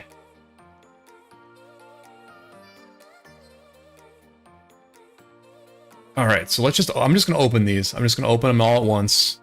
And I just want materials, I guess. And whatever blueprints they feel like giving me. 821 equipment chests. This is a lot of, I've saved these for a long time. This is worth like a lot of gems, I think. All right, let's do it. One time, streamer luck.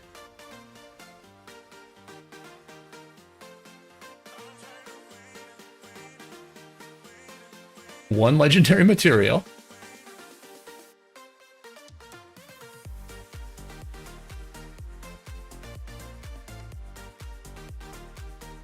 Yeah, Duke is our war commander. Yeah, Duke's a very, very good player. Eli as well, though. Eli's a massive contributor.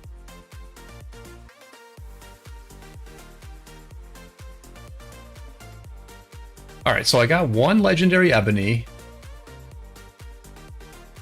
This is a lot of grays. This is a lot of grays. So how many like legendaries do I have in grays here? Here, let's just do them. Let's just, since we don't open this many chests very often, let's just kind of like get a rough feel for how many materials we just got. So like let's just take the leather, right? 834 divided by 4 is going to be the number of greens. Oh, here, I always have to remember to put this over here. So that's 208. 208 plus the 58. So this is the greens we have right now. 266 divided by 4. That's 67 blues. plus the 18 blues.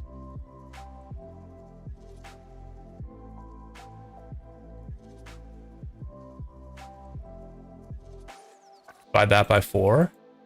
We have 21 purples plus 3 purples. So 24 purples, which is 6 legendaries. So I got like 6, I got about 6 legendaries of each. Maybe a bit more of ebony. Like 6 to 7 legendaries out of all those equipment chests. That's not bad. Like, so like 19 or so? 19 or so legendaries from those equipment chests? That's not bad. These blueprints mean nothing to me. Did I get anything else? And some speed ups. And some speed ups. 12 days of speed ups. Alright. I'm pretty happy with that. 20-ish legendaries? That's good. So hard to get mats from those keys. Yeah, I'm okay with that one. That's more than I expected, honestly. Without having actually thought about it much, if I got 20 there, I might be able to refine the Pride of the Khan. But first, let's go ahead and make this Ring of Doom, y'all. Let's get this crit Ring of Doom.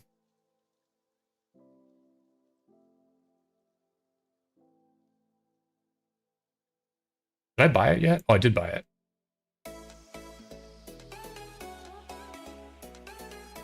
Okay, so this is supposed to work, right?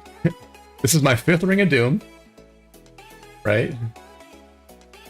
You can see I have 4 Rings of Doom here, right? So I've got 4 Rings of Doom. There it is. So this is my 5th Ring of Doom, and everyone says on your 5th one you get the pity crit. So I'm just going to do it, and I'm going to make it cavalry.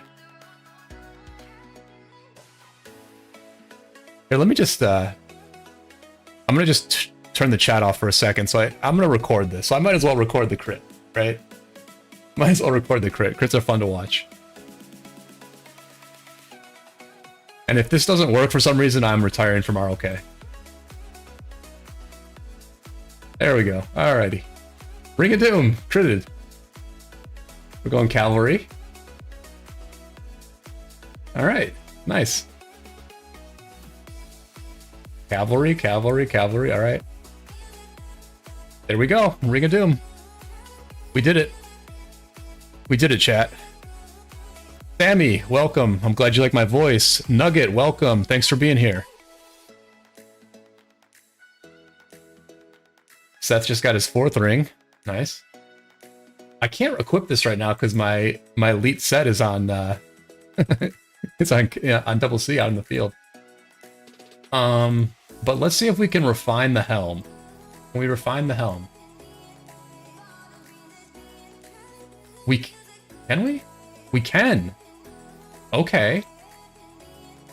All right, so we're at 50%. There's only a 10% chance that we crit this thing here, but I'm glad that we're close to being able to finish this thing as well. How about a little luck and just give me the crit right here? What do you say? Back-to-back crits? One time? Nope. Alright, so then... Oh, we need to buy this. We need to buy the Khan from the shop. Do I buy this now, knowing that I will get more season coins later? Yes, I do. I do buy this now.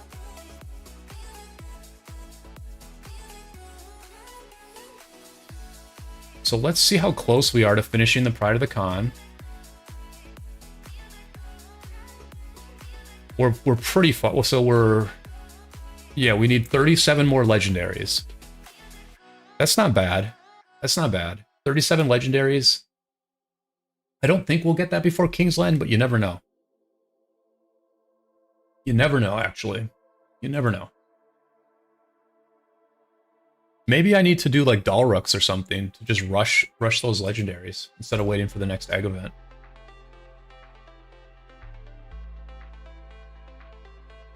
right, so Ring of Doom critted. That's awesome. Let me go ahead and open up my armaments as well.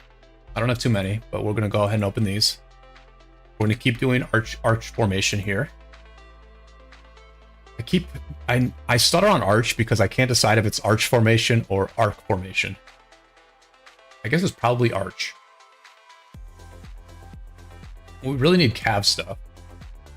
We need cav stuff real bad on these.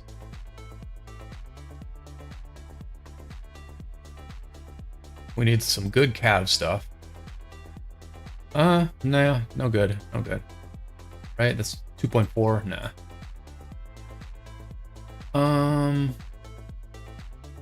Alright, let's open up 10 more of these. We're gonna go arch again.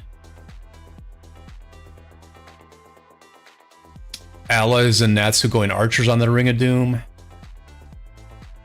Yep. Yep. You archer players. Feeling so good these days, aren't you? And so friggin' good with your Dido and your Zhuge and your Boudica and your Henry. You guys are feeling pretty good these days. We got a legendary here, which is nice. You know, Chisco made an interesting comment. He was opening armaments the other day, and he said that march speed wasn't very valuable. Oh, yuck. Yuck. Chisco was saying that he doesn't value march speed very highly because when you go into talents, right? When you go into talents, when you get a level of march speed, you're getting like 3% of stats each time, right? You're getting 3% of stats when you use 1 point in the talent tree, whereas with regular skills, you're just getting 1 point. I thought that was an interesting observation, though I will point out that whenever there's march speed available in like anyone's talent tree, people always go after it. Like, I mean, I guess maybe my my con didn't. My con might be, this con talent tree might be wrong. But I mean, generally speaking, people just go for all the march speed in the talent trees, right? Like, isn't march speed like a bigger priority in talent trees than health, for example? So I was thinking I rate the march speed on armaments a little bit higher than Chisgul, but I did think he made a very interesting observation there. All right, let's open up these purples here. Just do it all at once. Give me something good here. Give me some cav stuff. Just got the cav Ring of Doom. I need to buff up my armaments now. This is all that's left to buff. All right, two legendaries. Ella says I was old school archer and focused on refining archer stuff. Now working on refining some cav stuff. Nice, nice. Yeah, old school archer players are pretty. If I were to bet on any group in this game having a lot of kill points, it would be old school archer players for sure. Archers have just always been strong. Blanking out. That's nothing. Health, but yeah, nothing. Oh my gosh, did these all have gold gathering? Oh my gosh, gold gathering on every single one of these. Holy smokes. 4.8% of stats. Probably not good enough to get on my stuff, but maybe. This might be okay. Oh, man. Bummer. Bummer. This might be okay. Let's look at this one. Let's look at this one on the Guan, on the Xeno. Oh, this I got this last week, Phalanx. I got this Phalanx inscription last week. I think this is really good on Guan, right? So whenever the wielder uses an active skill, their troop has a 30% chance to gain a shield. So I was testing this out, and basically why it's good on Guan is that Guan is the primary. So, oh man, I'm just too stupid to explain this without the battle report. Let me do it. Let me just bring the Guan out in the field. and I'll hit a barb, and we can like look at this. Oh, he's over here. Okay, so like basically what's good about Phalanx on Guan is like it's casting the shield at like it's casting the shield at times when other shields are not being cast, right? So like Scipio's shield tends to not be up when the Phalanx is up. And so Guan is just getting that boost. He's getting the boost to his skill damage on his expertise more often, right? Like the reason you want a shield on Guan is to get this skill damage boost. The 15% skill damage boost on his expertise. And basically what happens, I think we can just show this. I think I'll be able to show it because it's like, I don't know, it's not interesting, but I took the time to figure it out, so I'll show it. I took the time to figure it out, and I took the time to forget it. Yeah, I'm trying to barb chain while I stream, but I'm not doing a very good job of it. Alright, so...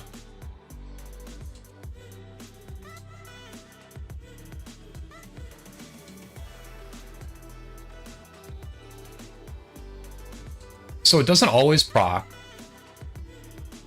but... I'm probably not gonna... This is probably gonna be so boring. Anyway...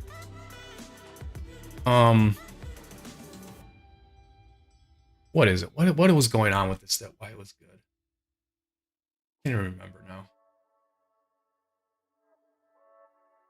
Oh, you know what it is? I think it's just that, like, you can get the Phalanx proc.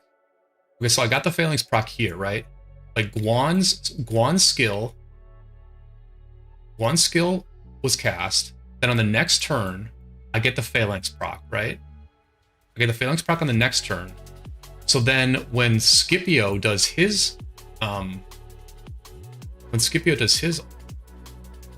is this... Why am I am just too stupid. I'm gonna just ramble and be wrong about this, aren't I? Because why does Guan cast his skill here? Oh, this is Scipio. This is Scipio. Okay, so Scipio... Okay, so... Alright.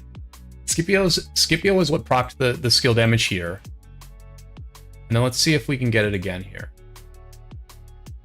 I think basically what's good about it is that the Guan skill can be cast, then Phalanx can proc, and then the skill damage can apply to Scipio's ult. Is I think what the deal is. But I don't... What's weird about these... Anyway, that's the deal. Whatever. I'm not going to bore you guys with this. But Phalanx is... Anyway, long story short, Phalanx is good on Guan. Because you're just getting more shield. You're getting the shield to pop up more often.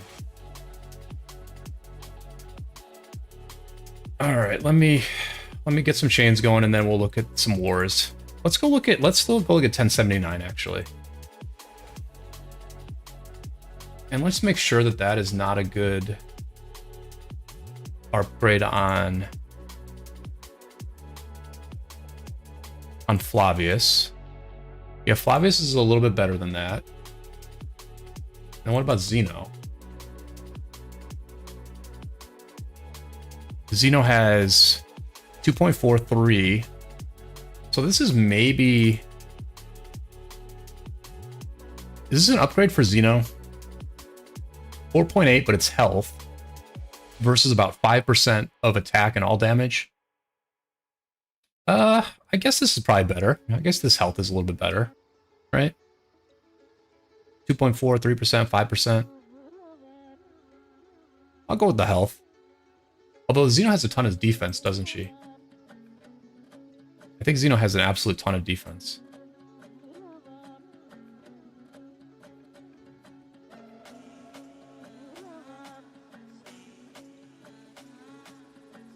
No, she doesn't.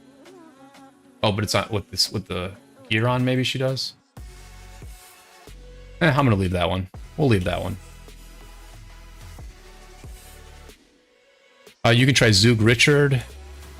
Burdell said Ox for March speed, then the right insight talent for Zhuge, and your March is so much better than Richard's primary. Oh, that's interesting, Seth. Yeah, the Richard YSG, which was always my go-to barb chaining march, like it's always been my go-to barb chaining march. Once I got this double C Hera going, the Richard is just like super annoying in comparison. This is gonna leash, isn't it? This is gonna friggin' leash on me. Oh no, I'm gonna get it. Okay. Yeah, the Richard was so great for so long, but now that I have this double C Hera, who like literally never dies, moves super fast, kills super fast, it messes up my rhythm a little bit because I'm like, you know, I keep going back to check the Richard thinking that it's done, and it's just like not even close to done. Whereas the double C is getting done very, very fast. Khaled, I got zeroed because of MG a couple days ago, lost 2 million T5 troops. Oh, sorry to hear that, Khalid. That's messed up. If you didn't do anything wrong, then your kingdom really screwed you. Netsu says Boudica Zug, so good for chaining. KvK Hera is also an immortal. So Seth, are you using double C Hera and Zug Richard, or are you using Boudica Zug? Because I can use Boudica Zug, right? I need to try the Boudica Zug and see if it's better than the Richard YSG, because it very well might be. Richard Zug kills things so fast. Yeah, I don't know why I'm still using YSG. Like, this is just, like, dumb. This is me being an idiot. Like, I know I have Zug. I know Zug is better. Why am I still using YSG? It doesn't make any sense. It just doesn't make any sense. The Richard just hasn't been home in days, so... Yeah, I don't know why I'm using YSG. I think I'm using YSG because I was planning to, like, triple chain, which I guess we can do right now. I guess we can triple chain right now. We can just try it out. I guess I want to use the march speed here, eh? I guess I should use the march speed here. And let's try out the Boudica Zug, since you all just said it was so good.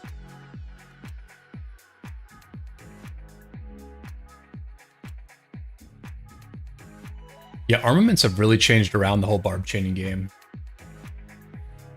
You know, before armaments, we would never imagine not using Richard for chaining. But now it's like double C is just so amazing. I'm sure Boudica Zug is probably going to be better now that you all are making me think about it.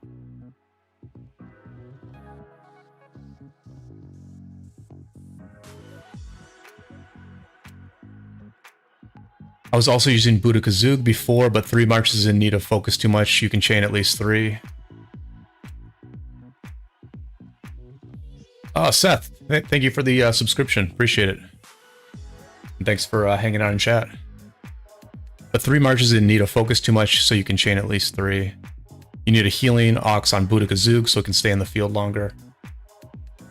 Yeah, I mean, the Thutmose auxiliary is pretty good, though, just for the march speed. Well, yeah, it might not stay in the field. That's the whole test, right? That's the whole test. Yeah, 3, I'm not a big fan of 3 either. 2, I can just like do all day. Like I just kind of chill out and just do 2. Like while I'm like working and stuff, I'll just like tab over and do 2, you know, and I can just like keep 2 going, like no problem. I don't have to really like pay attention at all. I can just kind of do it on autopilot. But it would be nice to do 3, right? It would be nice to do 3.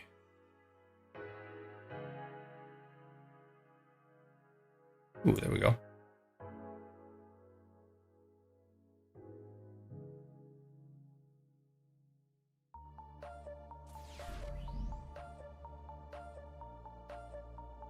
Oops.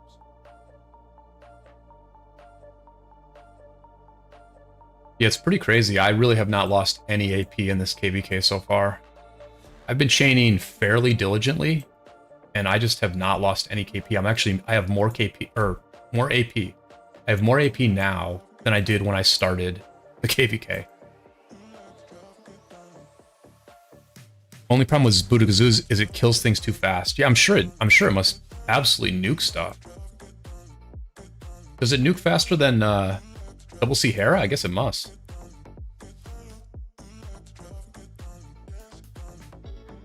Yeah, same. Haha, I'm working in the side too, so 2 marches is optimal.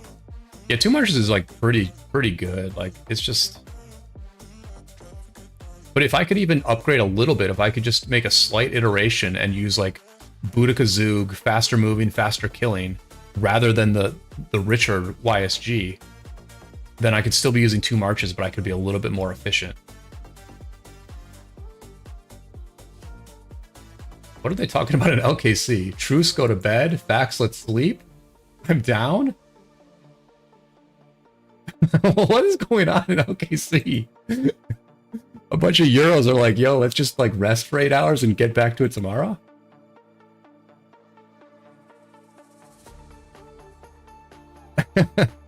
I mean, it might work in this zone, but wait till you fight some Koreans. Wait till you fight some Koreans and some Americans. I mean, look, I just got up recently.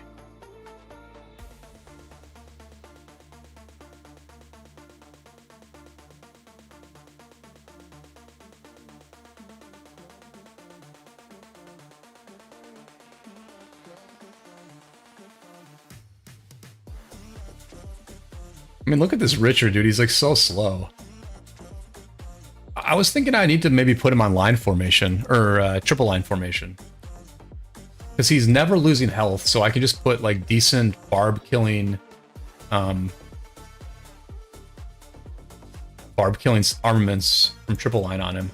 So this is my interactions with 1718, right? I was like talking about our ally who like I just like don't talk to because like, you know, they're just like they talk to our Korean leadership and they talk to Addy, I guess. So my only interactions with them is like barb chaining, like politics, and like, do I take this guy's stuff or not? As we get closer to war, I'm probably going to start being less rude, but I'm pretty savage. I'll pretty much just like take anything that no one is already walking to. But I'll let this person have these 2 barbs, and I'm going to take these barbs up here, basically. So this is our interaction. This is me talking to our super strong ally. Just walk by, say nothing, but let them have a clump that I'm not going to take. You can use Boudica YSG and Zug Richard. Boudica YSG and Zug Richard. That makes sense. That makes sense. That makes some sense. The only problem with that set is that I don't have a second set of archer gear. I would kind of need to have to keep Richard as primary because I just don't have archer gear for 2 archer marches.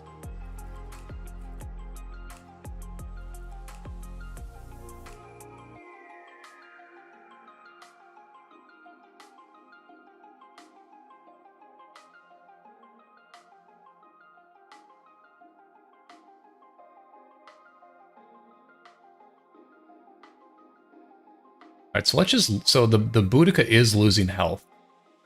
So that's notable. That's notable that the Boudica Zug is losing health. Like, I would say that's pretty notable.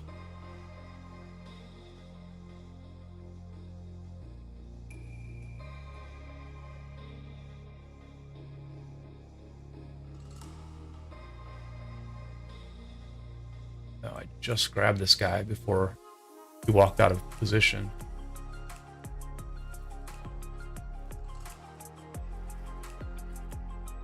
Who's that? Oh, Scarl. Scarl's always out. Scarl's always on the grind. All right, let's take a look at what let's take a look at what 1079's KvK is looking like real quick, just because I'm curious.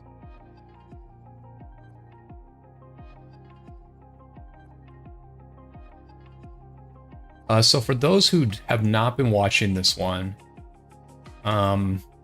Zone 6 is opened here, and in this zone 1v is very light, and so actually this is kind of interesting. So it looks like green, this is this in red here is one of 1v's allies, so it looks like this ally here is getting pushed back. This this 2050 kingdom is getting pushed back. So this Ile-de-France still looks pretty stable, actually. 1v has not really pushed in here yet. Obviously, this is a pretty tough fort to hit, but it looks like they haven't even put any damage on it. What about this one? This one's quite high as well. So it looks like 79 is still... They're still kicking. They're still kicking in this KvK. Because what happened over here in train is that they lost very quickly, unfortunately. Basically what happened is that 1079 had a fort wall right around here, right in this area here. They had a fort wall. But I guess there was a hole in the fort wall. And so a couple of these alliances, I think it was maybe 34 OL, they built some territory through the fort line, right? They just put a couple flags near the fort line, and they built through the fort line a little bit. Basically to right about here. And then, in the Korean uptime, they dropped this Bro V fort, right? So it was a really nice fort drop because it wasn't all that aggressive or it wasn't all that risky because they had teleport space very close by. Like, they had teleport space right around here, and so they were able to maintain very good open field control on this Bro V fort. Which I'm not even sure if this is the original location of the Bro V fort. I guess it must have been, yeah. And then they got to these passes here, right? They got to these passes here. Looks like they did a fort drop, a very conservative fort drop, right over the pass. And they are, in fact, trying to cut off 1V's territory here. Or not 1V's, 1079's territory, S79. So hopefully everybody got out in time, evacuated in time. And the thing that 1079 did okay was that they held these passes on the first night. Because this all happened very quickly. Like, this Bro V fort got dropped very quickly. Then 1V cast Skillful Craftsman, and they flagged to these passes very, very quickly. And if they had been able to get into these passes immediately, there were a lot of 1079 cities that were off territory, and they could have done something like they're doing now, which is cut off all this territory at the pass. And there was a risk, there was a definite risk that 1034 could have really done a lot of damage in Normandy. But fortunately for 1079, they held these two passes. And this is the report that I showed you before is from this pass. Eli's defense here. This was at this pass here, right? So they put up a pretty good defense. They put up a pretty good defense at both passes, basically. The trades at this pass looked really good. And then it was infantry over here. And this was actually the first pass that 1079 was defending. They defended this pass for about an hour and a half before Bro V got to this pass. And the trades here were not that great, but it was really good that 1079 defended this. It was just like a very, very key thing that they fought here, because it gave them time to prepare Normandy for a defense. It gave them time to evacuate. And I think some of the morale from that night is carrying over. And so the fight is still continuing. Even though they're probably going to lose this KvK, it looks like the fight is still continuing. And so, you know, I'm glad for 1079. I'm glad they're still fighting. Clearly, they need to maybe adjust some things in their kingdom, because they're not able to compete with these like top-end Imperiums like 1V. But I think, quite frankly, this was a very tough draw for 1079. After losing their last KvK, it's really tough to go into a Siege of Orleans and fight against 1V that just had a big migration. Seth says, and they random teleport really lucky, so they had a lot of people right beside us really quickly. That's true as well, Seth. Yep. Our trades with 1v people is 1 to 3. You're like hitting a brick wall. You can see there's no more resistance on the left side with 46. Same with the right side, 21-12.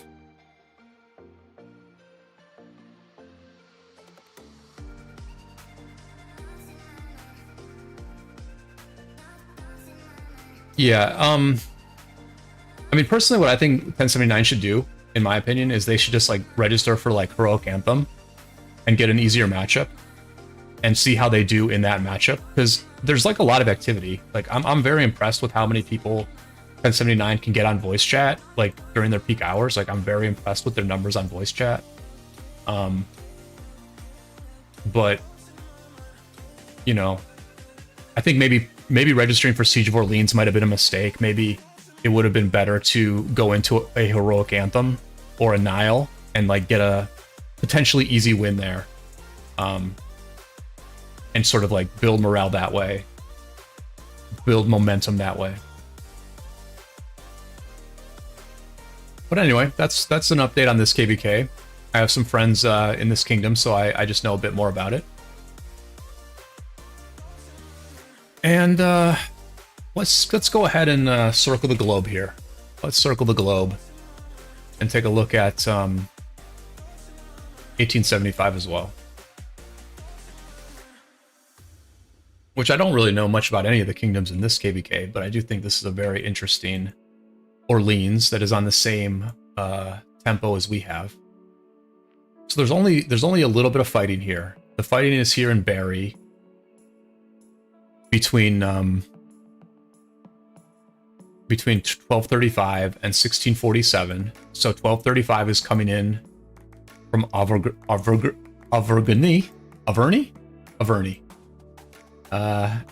And 1647 is an Imperium Kingdom coming in from La Marche. And how is this looking? So what did they do here in this zone? So they came in from here. They placed... So these forts are... so they all placed forts around the same place. And they all got made... They all ended up getting built, huh? They all put forts around the same place and pretty much all the forts got built? So is that a timing thing? Did they know exactly where to place the forts? Or was it because of the river?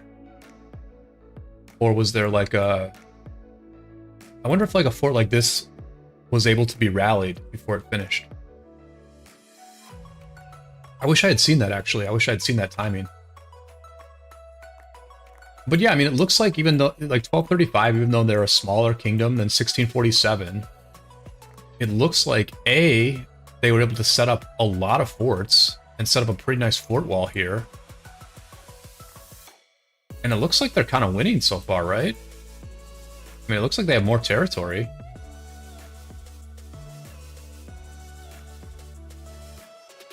No damage on this fort. Some damage on this fort, for sure. Some heavy damage here. So yeah, I mean, it looks like 1235 got off to a good start. My understanding is that 1647's uptime is starting now. Are they like a Korean? Oh, so they're Japanese and English here in Munich.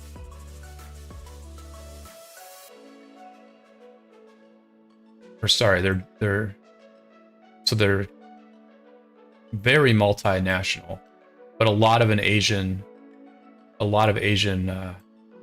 focus here in WSA. So I'm guessing 1647 is going into their uptime now. And so we'll see how 1235 does, which I imagine 1235 is like American, European type deal.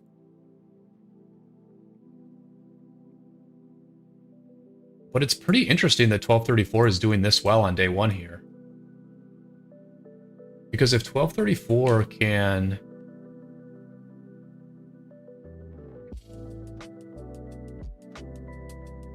Oh, so 102 is here. So this is 102.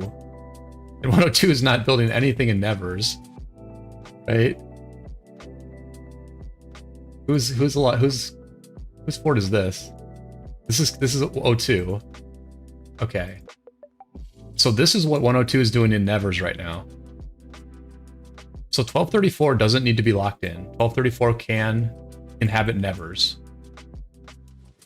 But even then, they won't be able to do that much in Ile-de-France, right? It's just very hard for 1235 to connect to their allies, is I guess the point. So they're just going to try to do a ton of damage in Barry. And they're going to try to do a ton of damage in Barry and just do damage to 1647. And then they will also be able to attack from Nevers or defend Nevers. Again, just trying to do damage to their enemy, just trying to poke the enemy. But I would say they're off to a good start here. And if they can win, if they could somehow win Barry against an Imperium Kingdom, I think that changes everyone's predictions for this KvK quite a bit. Because everyone is picking the 1647, 1875 side to win this. Like, when the matchup was announced, everyone was like, what is this nonsense? Why is 1875 taking an easy fight? And I think people... I mean, I thought those points were legitimate, but then I was also just thinking to myself, this still seems like a very interesting matchup. 3 versus 2, 3 very strong high A kingdoms against 2 Imperiums. You know, I mean, that's still a pretty interesting matchup.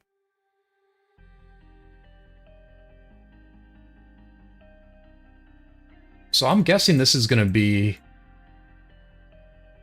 a KvK that takes some attention from ours for sure, because these are much higher profile. These are much higher profile kingdoms. But at the same time, it's not getting a ton of hype so far, right? This is not getting a ton of hype. But I mean, everything about it is interesting, right? 1235 or 1647 1v1 is going to be interesting for the next several days, at least. It's just the way these forts are set up. This is looking like it's going to be a long zone. I guess they can get to this pass over here, eh?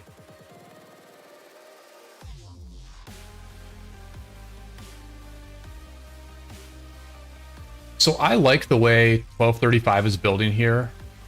I like flags that are tight. I like flags that are very tight together. You've got 2 different alliances here touching each other so that they can like double rally. Or if one gets disconnected, maybe they both don't. You can see they already have like layered these flags. Like they're already thinking about getting disconnected and trying to prevent against that. So I personally like this very tight build structure. Some people are against it. Some people want to go wide. You can see that 1647 went a bit wider. Although they're not that wide. They're not really that wide. Everything here is very tight. This is a very tight battlefield. So it's probably going to be a slow grind. You know, there's probably not going to be a lot of territory being disconnected.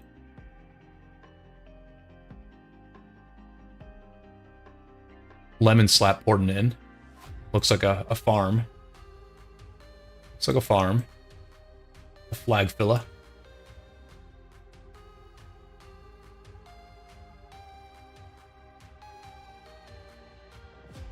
I mean, the issue you get into in a situation like this is like, do you really focus the center? The center is so bogged down. So they're building another fort here now that they're... Yeah, you can see that 1235 is really like digging in, right? They're digging in. Because now that they have this area safe, they're literally just putting up another fort. They're putting up another fort here. Of like a farm alliance. So I mean, my thing is, do you really focus on the middle here? Like if you're 1634, do you really focus on the middle? Or do you port a bunch of people down here and start working this area, like working this pass area over here?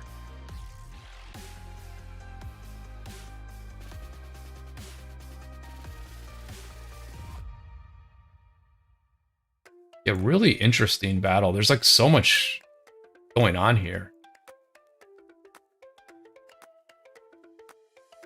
And then the question here is, do you play 960 style and all ball up in one spot and just kill one thing at a time? Or do you actually spread out and try to like force your enemy to defend multiple situations at once?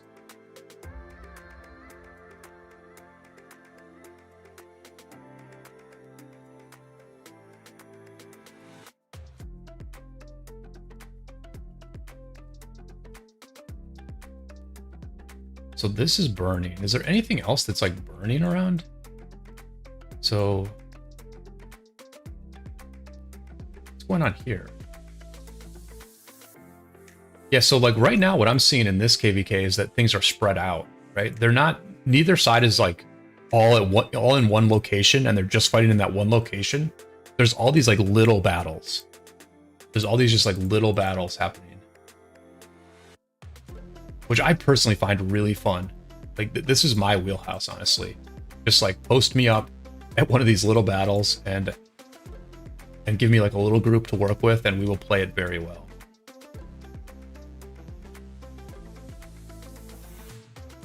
Which is kind of what my last video was about, if anybody watched that. It was just this like very small scale 8 versus 8 type of battle. And you can just mechanically look at it and look at what the enemy's bringing, what they're rallying with, what kind of open field they have. You can look at your own assets and know what you have, and you can almost figure out how it's going to play out before anything even happens. Because there just aren't that many variables with it. Okay, so this is... Who's this? 1641. Oh, is this... I'm sorry, is this 1641, not 1647? No, there's 1641 and 1647.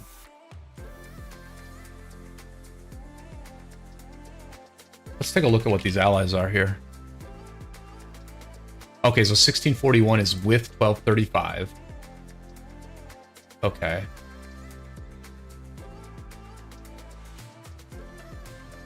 So 1235's ally is losing some territory here. 1235 is building another fort here.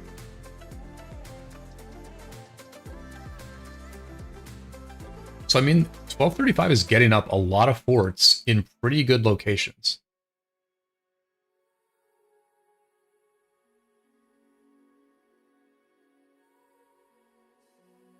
And it seems like 1235 has a good advantage during certain time zones, or else they wouldn't have been able to make all this progress.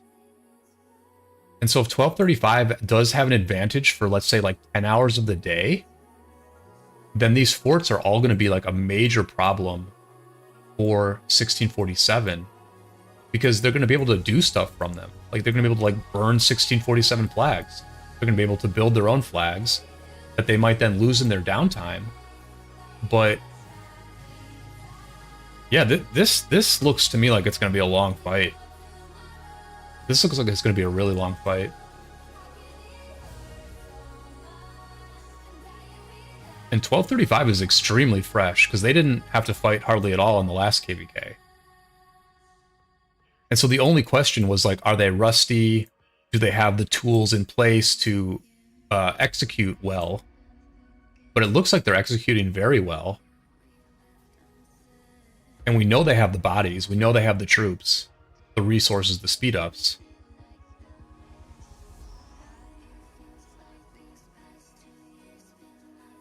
So, I mean, 1647 has a lot of work on their hands. A lot of work on their hands.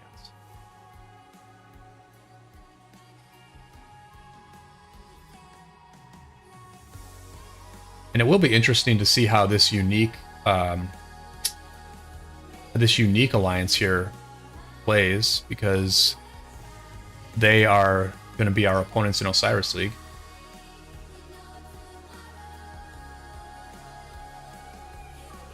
I think we play them in the division quarterfinals, right? This is us, all hail captain. And then I think we play unique. right?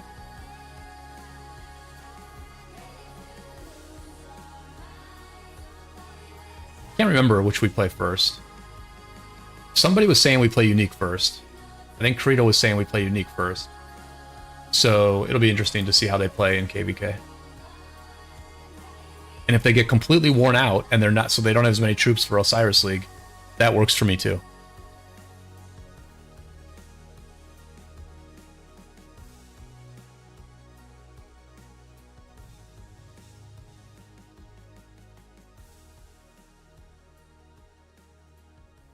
Well, I'm glad you're all still watching.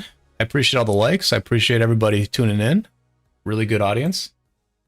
The chat has gotten really quiet, but that's all right. I'm happy to keep rambling here.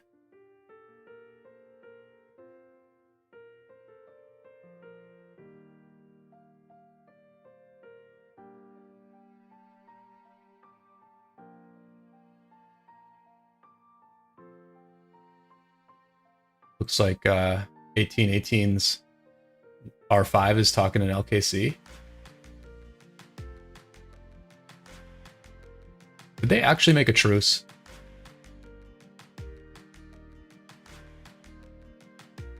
Yeah, everybody's just chilling, Seth. I was worried that the chat was quiet, but then I looked and it was the same, number of viewers. So, because everybody's just chilling, they're chilling just like these two camps in our KvK, right? That'll reconvene in 8 hours.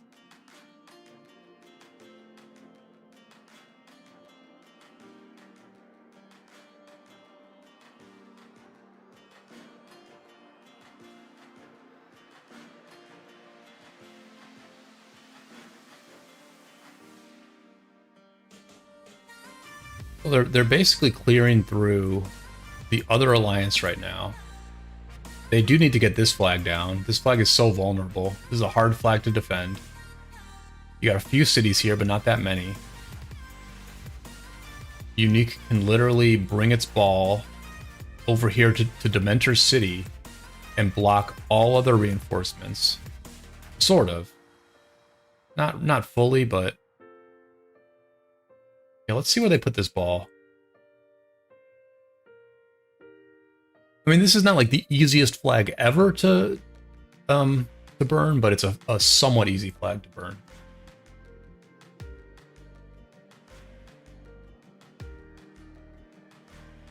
See, I mean, we will have to see how much 1647 can do in 1235's downtime. Like, this is... It doesn't matter in every war, but there are some wars where the quality of your downtime crew is like so important. It's like it like this. I don't know. For some reason, in certain wars, it like decides everything. You know, we lost a zone in Strife of the Eight. I'm slowly doing videos about this war, the drama war. We lost that zone 6. Largely because the enemy had a good downtime crew. Like, their downtime crew just stopped us from making much progress. Like, we would maybe burn like 1 or 2 layers of flags a night. And then in our downtime, they would just burn way more. And I don't know, it's just like sometimes it matters and sometimes it doesn't, it seems like.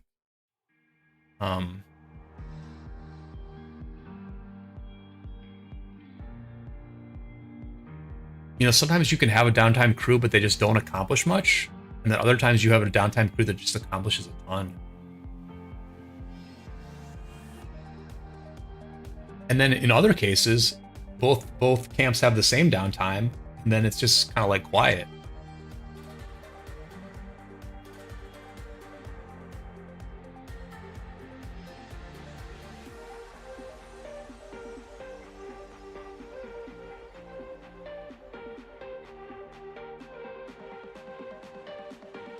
So it's a Flavius Hera in the flag.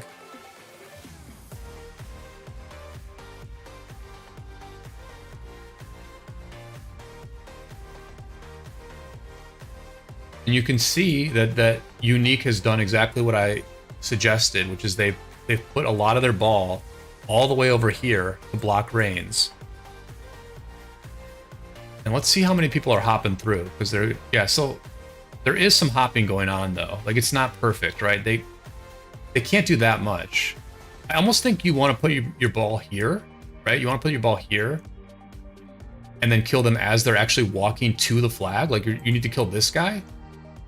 Now, the reason they can't do that is because they're getting hit by the AoE, right? So there are some execution errors here. I mean, they're actually getting wrecked by the AoE. Like, they're actually getting completely wrecked by AoE right now. So this is a very good trade. This is poorly done by Unique. Honestly, this is very poorly done. They're eating so much AoE.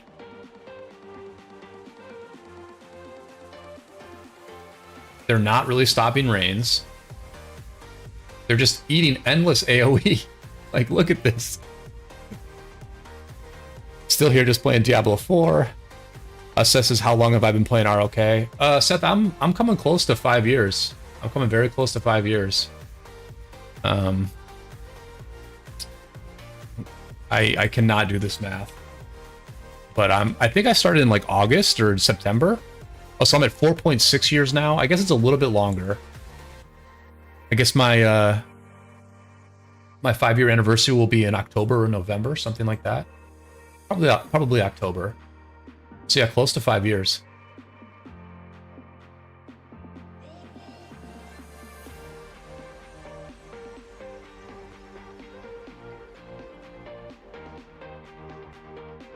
Yep. I was one of those lucky people who played the game when no one knew what we were doing. You know, when we were really just figuring everything out as we went along. We didn't even realize back then, for the most part, like how effective it was to zero people's cities in the home kingdom, where like you have no protection on your own alliance territory even, and so you can just like zero everyone.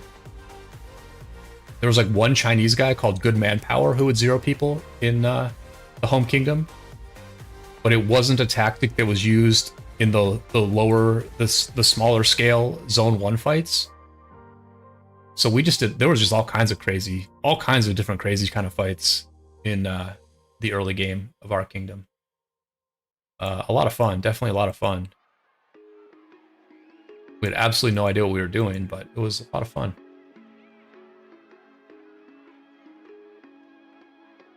Cherry says, I just got done eating Chinese food and having cake. Nice, Cherry. Very nice. That's awesome. Yeah, Chinese food was for a long time when I would treat myself, I would get Chinese food, but then the Chinese restaurant I liked went out of business, and so now I get Thai food when I'm treating myself. But I'm gonna make some trout later. I'll make some trout and some white rice later. But that's great, Cherry, and so you're making me jealous twofold. You're making me jealous about the Chinese food, and you're making me jealous with the cake. I'm actually like really hungry right now. I think I didn't eat much before this stream because I'm starving. 1 second, I'm gonna grab something to eat and grab some water too.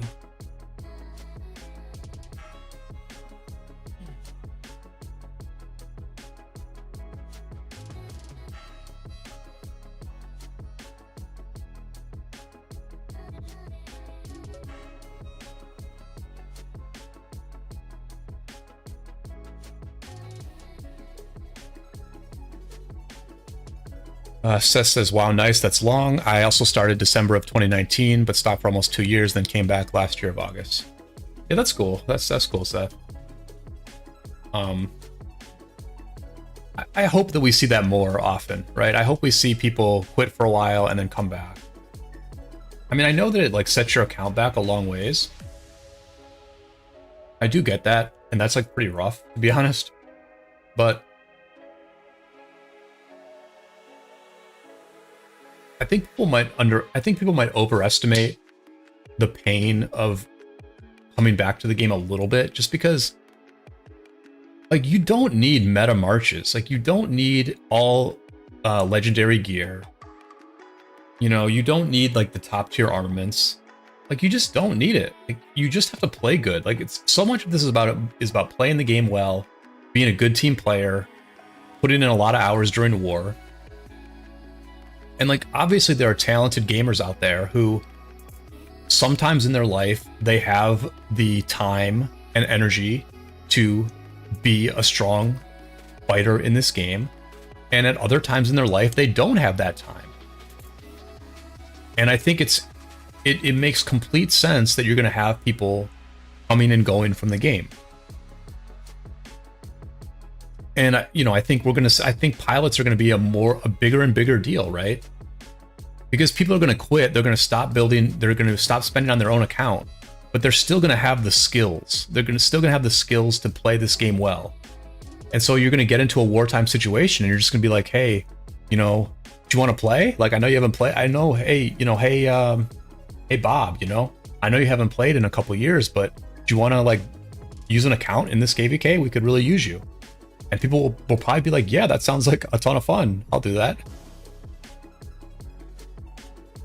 Alex says, I do really well by trying to outplay people. Pretty average gear. Yeah, I mean, I think... Look, I think the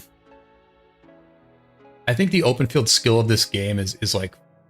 It's good for deterring bots, right? It's just good for deterring bots. You have to move back and forth really quickly. You have to have like very good control.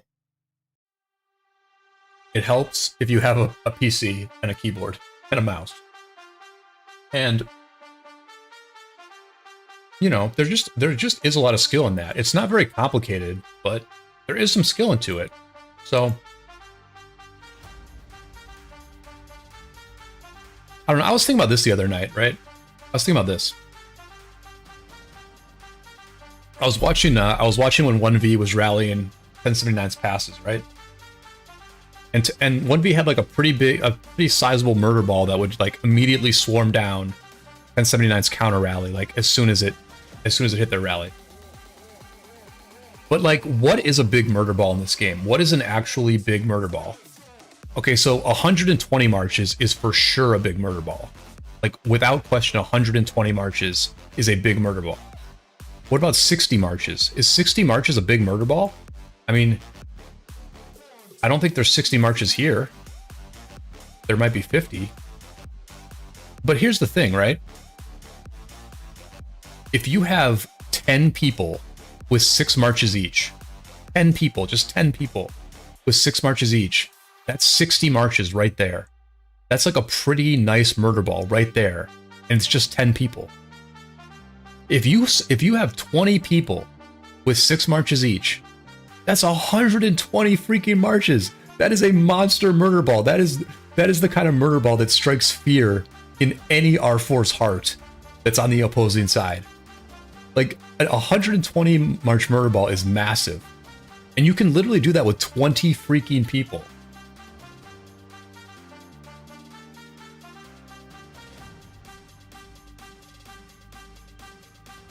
But you need people who can control 6 marches at a time. And you need people who are able to stay online for long hours and put in the work.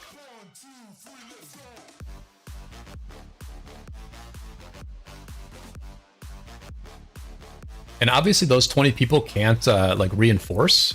Like, you need more people to reinforce stuff for sure.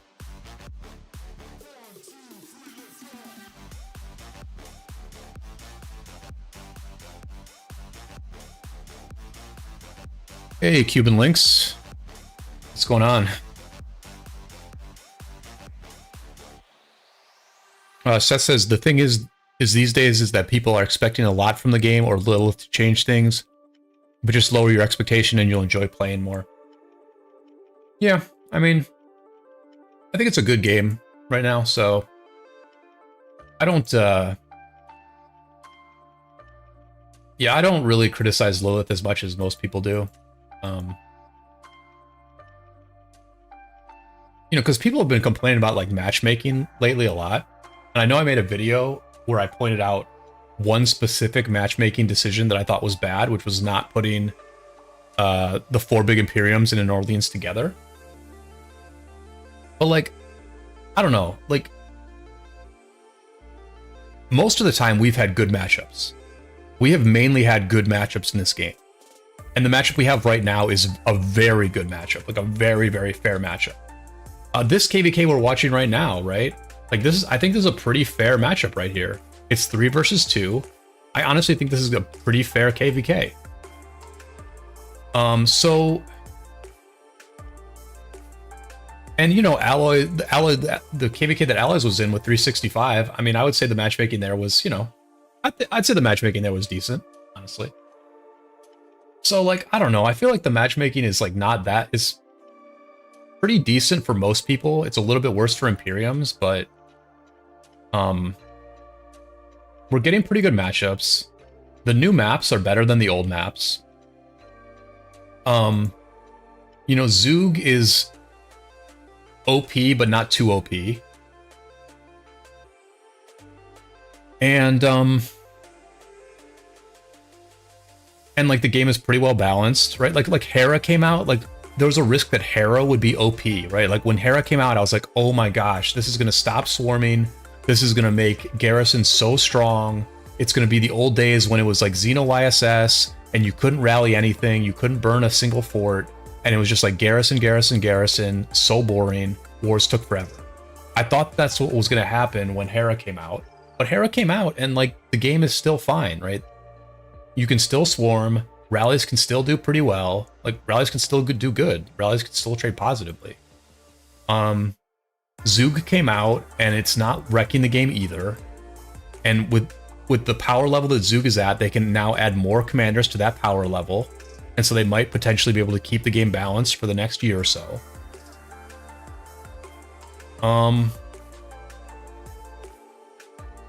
And you know, oh, Nugget, it's all good. It's all good. Thanks for hanging out. I appreciate it. So it says, imagine the KvK right now that has 40 KDs. The diplomacy for each KD might be stressful. Haha. Yeah, I mean, there are definitely flaws with the matchmaking. I think the biggest flaw is that they put so many kingdoms together in Heroic Anthems. Like, the reason we will never do Heroic Anthem is because if we did Heroic Anthem as an A seed, we would get paired with, like, probably 2 other kingdoms. We would literally be in a camp with 2 other kingdoms in a pretty small start zone. And our leadership just doesn't want to do that, right? They're just like not into Heroic Anthem at all, given how it's currently set up. But like they could just make Heroic Anthem, they could just add more servers or whatever, and have there be more Heroic Anthems, stick less kingdoms in each camp. Like in 1029 in Lambo's KvK, I think there's 5 kingdoms in each camp. I mean, reduce that down to 4. Just reduce it down a little bit. Reduce A kingdom Heroic Anthems from 3 to 2. And then that map becomes better as well, right? Oh, but I was going to say something else. What was I going to say? Oh, it was about armaments. Armaments, right? So I mean, we're talking about the state of the game, right? Which for those who are connected to my stream quite often, you all are starting to realize that talking about the state of the game is one of my favorite topics. I seem to really talk about it almost every week. But just saying about where things are in like a decent place, right? So the armament system, like where are we at with armaments right now? Or with formations, let's call them. So the deal is that the big spenders are realizing that they are getting very little return on their money to like spend a bunch of money and maybe get a slight upgrade, maybe get like 1% more of attack. You know, it just doesn't seem worth it. It doesn't seem worth it. And so on the one hand, the spenders are in kind of a tough spot because they don't want to spend $1,000 to get, you know, 2% more stats on their formation. On the other hand, they still need to spend that money and get those legendaries so that they can recycle them, so that eventually they can buy the god mode armaments that are in the special inscription shop. Because you have to, you have to recycle 180 armaments times 8 in order to get those super special inscriptions. So I think a lot of whales are going to be incentivized to keep spending on armaments, because those god mode inscriptions are actually what matters. Like, that's what will actually make you more powerful than another whale, is getting those end game inscriptions. And they're going to have to open an absolute shit ton of chests to get some of those inscriptions. And when they get there, yes, they're going to be super OP, and it's going to be hard to deal with them. But it's going to take them a while to get there, and I do think some whales will be deterred by that, and they're going to stop spending on armaments. So I don't think we're going to have like an absolute ton of whales that have, 35 to 40% of stats on their armaments. I think we're just going to be in a situation where whales have a bit better formations than lower spenders, but it's just not going to be that bad, right? It's just not going to be that bad, because it's just not worth it to spend a bunch of money on them for most people. And so that's a pretty good situation we're in right now. But the only risk is that if whales stop spending on armaments, will Lilith look at their bottom line and be like, well, I guess we have to give them another thing to spend on.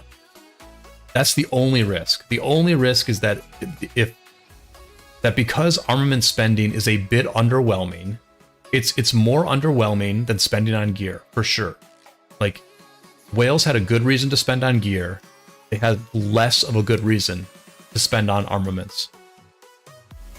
Which is fine. That's fine. That's fine for the game. It only becomes bad if Lilith is like, we have to give them something else to spend on.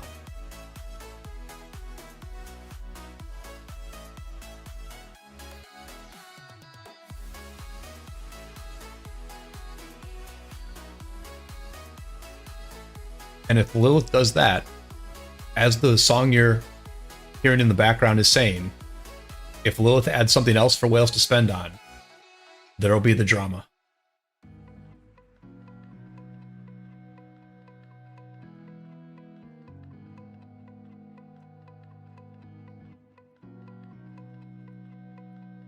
I don't think anybody wants that, I think most of us feel like we're spending enough on this game right now. We're spending on crystal tech. If we're a bit higher of spenders, we're spending on equipment or on armaments.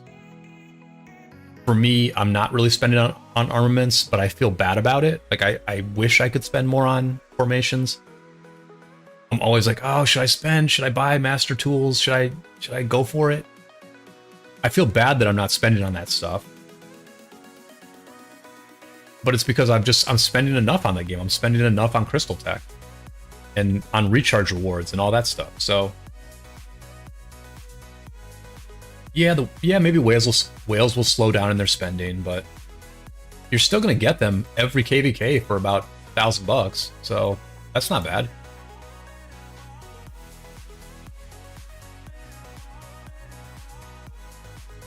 Ellis says, I just got an R-Talk reward and I don't even have an armament to put it on, lol. Barney says, armaments is gambling, gear was different. Yeah, it is gambling. And I think that's fine. Like, I basically like the formation system. I think it's fun to see what you get. I personally get excited to open new armament chests. I know viewers for some reason don't like it very much. Like, viewership tends to drop when people are opening their armaments, but I mean, Barney, I enjoy that gambling part. I don't know how you feel about it, but you are getting like less of a return than you did on gear. But I think that's how the game needs to be. Like, I think there needs to be diminishing returns. When Lilith creates a new asset class, I think there needs to be diminishing returns compared to the old ones, solely for the health of the game. I'm not saying it's good for the whales. I'm not saying it's good for the spenders. I'm just saying for the health of the game, let's make these spending avenues a diminishing return, But let's make it exciting by making it a gamble, and let's give people the chance to get some amazing stuff.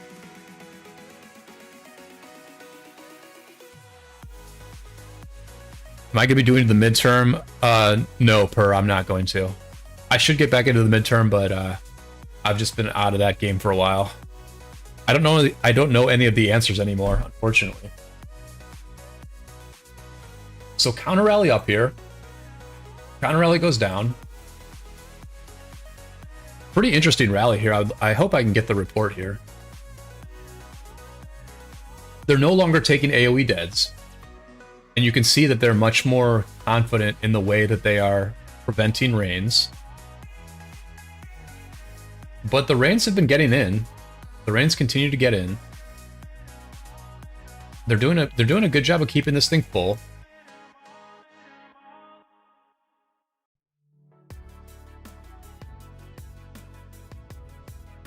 Nugget says you can never quit. You can take a break, but you can never quit. Trust me.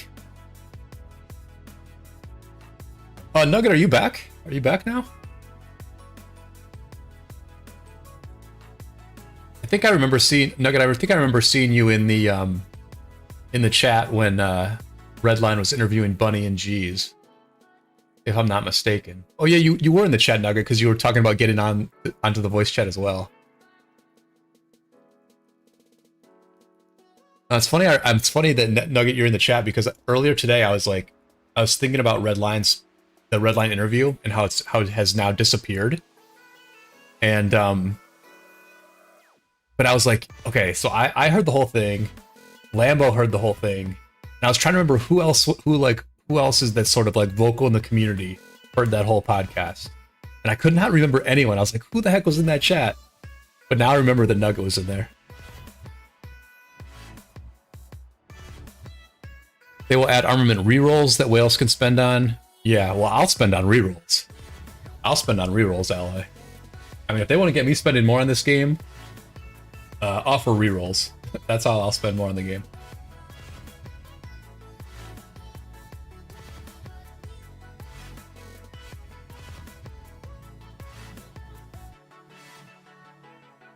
Seth says, am I maxing KvK tech every KvK? No, Seth, I don't max it every KvK. I generally do 1 or 2 mountain warfares. I'm planning to do 2 mountain warfares in this KvK. I really don't want to do a third. I mean, if this war is like super intense and we're going into KL, they're probably going to twist my arm and I'll buy a third. But generally I buy 1 or 2 mountain warfares. In the last KvK, I only bought 1 because I was very confident in what we were going to do. So I was able to spend less on the last KvK. But we usually have pretty close fights, and so I'll spend about $500 per KvK, but I don't max tech. But I grind a lot. I mean, I'm slacking on the bastions. You all have distracted me so much that I'm forgetting to reset my bastions. We'll go back there, but I'm gonna do my 5 bastion resets here because this is like important. For those who don't know, this is the grind. Like, this is, if you want to maximize your output in KvK, you do something super unsatisfying and boring like this. You refresh your bastions and find good ones. That's the show. That's the show.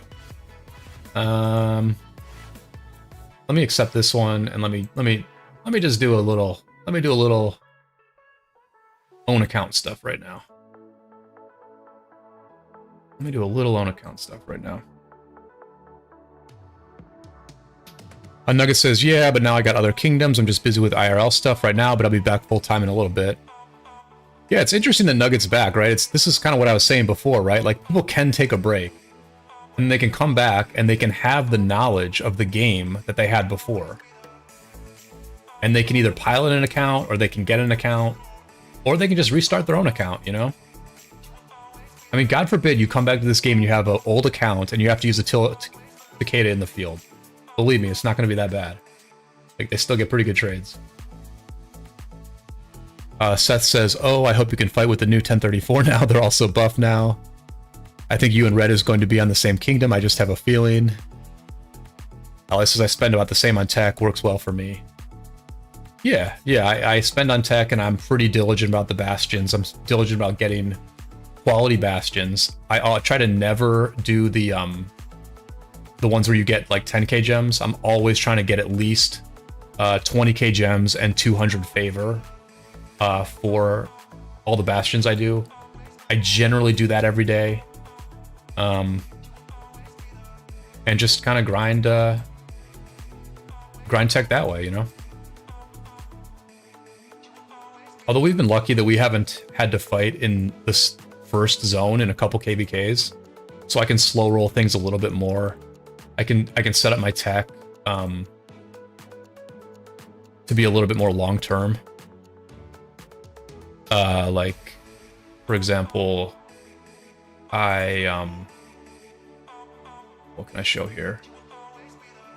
Like I went treaties 9 out of 10 and cultural exchange 9 out of 10 faster than people recommend. I think you're supposed to wait like a really long time to do these, but I did these before I was maxing the combat skills too, because I just knew that we didn't have to fight in this zone. So I just felt like I wanted to have more time on these economy type techs. So I've been able to do that the last 2 KvKs. I don't think I can do that always, but that's been helping me a little bit as well.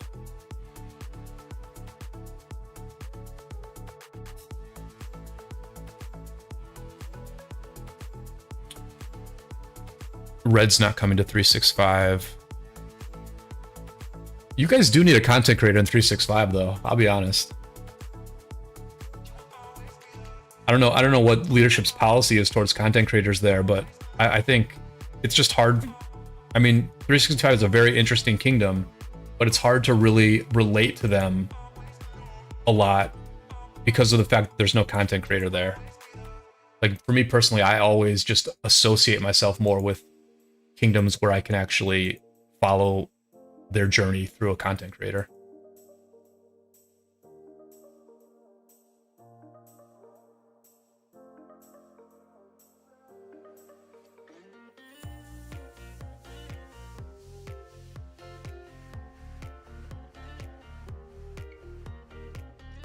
Well, that's cool that Redline's still playing. He's gone dark for the last couple weeks, so I wasn't sure. Though I imagine he'll be casting Osiris League with Chisgul. That would be my guess.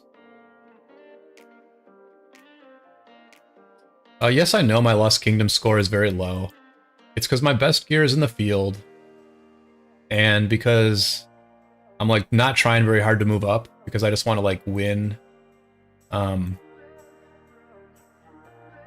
just want to win some matches so that I get the Crystal Quest done of winning 25 of these a week.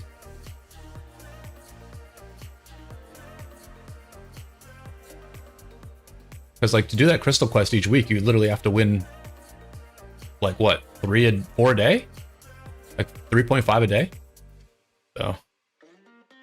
Alright, let's go back to that KvK. That was kind of interesting. I hope we didn't miss the end of that rally. I want to get that report. And I already forget who the rally leader was. Oh yeah, you can be with 365 Kuh if Nugget allows. No, I'm not saying I would move, but I'm just saying like, in general, it would be nice for 365 to have a content creator. It wouldn't be me, but you know, I'm just saying they could get somebody. I mean, if I were a content creator looking to go to a different kingdom, like 365 would be #1 on my list. Just in terms of how much audience you would get covering their KvKs. Like 93, I think 93 and 365 would be the top 2. And I don't know what 93's policy is around YouTube creators, but I get the sense that they're a little bit prickly about it. Just because Spartan like hardly ever streamed actual live wars in 93. Like I don't think people even like know. I think a lot of people didn't even know that Spartan was in 1093 because he just didn't stream their wars very much.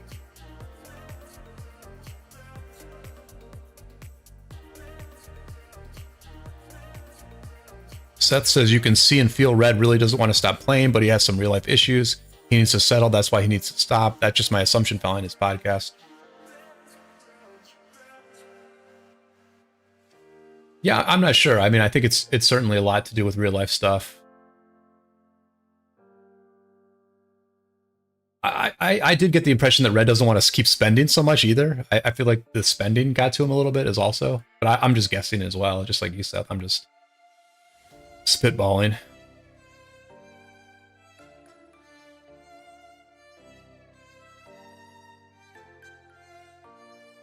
Baby Raccoon, welcome to the stream. Thanks for being here.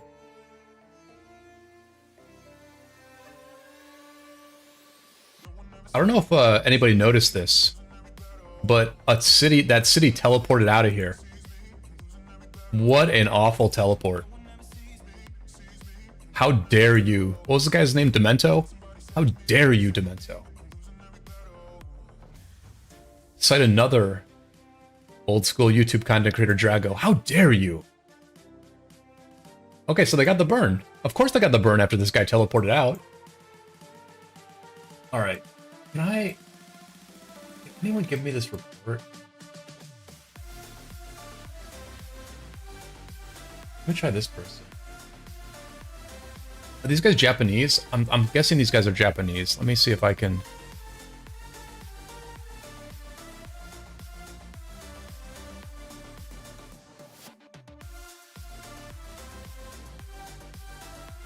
Actually, let me just ask them in English.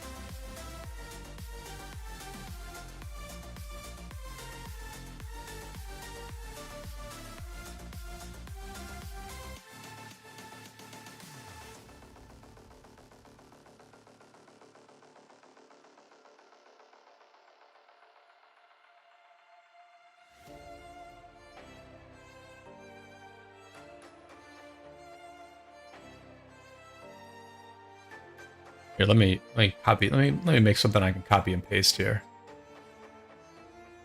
That might have been the rally leader that I messaged.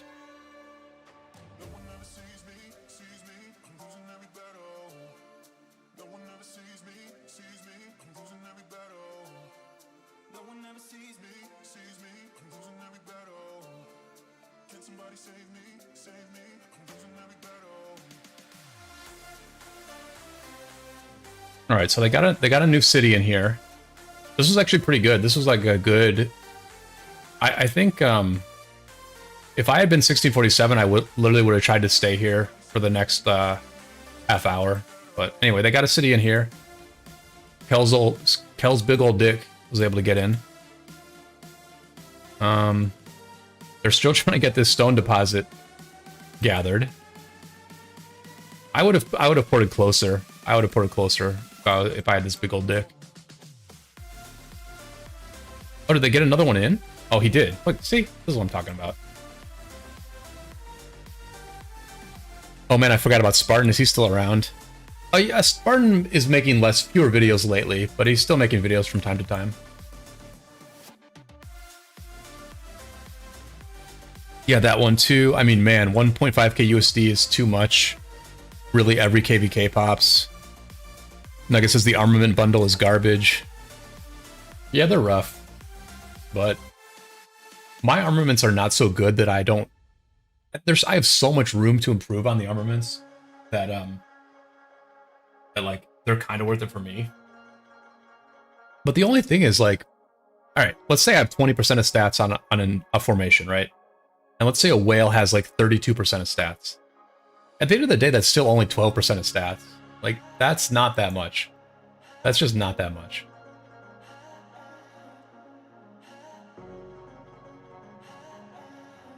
I think the issues come when you get to a level of that Chinese whale Sean, who has, you know, 5 or 6 legendary inscriptions on a formation, and then all of a sudden he's doing like 20% more damage to an enemy than they're doing to him. Like once it starts being 20% more, then it becomes a problem. Then it becomes a real problem. But I think most whales are still pretty far away from having 5 or 6 legendary inscriptions on a formation. Seth says, I did not even know Spartan was on 93 before, but he made a video lately where he was inactive for 30 days, so he migrated out of 93. Right, yeah. That's one time when Spartan you know, made it known that he was in 93. I saw like a couple live streams that he did in 93, like 1 or 2. I think he streamed the war that 1093 won against 365. I think he did a stream in Kingsland when 93 was beating 365 and friends. But not much before that, you know, not too many streams before that did I see. Oh, we got the report. Here we go. All right, so what do you guys think is going to happen here? I'm thinking it's going to be a win for the offense. I think it's a win for the rally. Because there's not AoE there, because he was in a different alliance. Let's see. So, so good, not great reigns. Like, these reigns are a little bit low, no? These reigns are pretty low. These reigns are pretty low, I would say. But I think the Garrison was going to have trouble keeping it full also. So I think the rally's going to win. Yep. Oh, interesting. Interesting. So power-wise, the rally wins, but because the Garrison had more tier 5, and also because they're taking severely woundeds, from a dead's perspective, the Garrison does kind of win that one. Interesting. And very light, like basically no swarm on the, like pretty much no swarming of this rally. And what you can see, what you do see here, which is one of the nice things about the Henry Zhuge rally, is that it just does so much AoE. Like that circular AoE is so big that it just hits it hits the reins. Like people are literally just trying to rein this flag, and they're taking some just nice, cute little damage from Zhuge's AoE.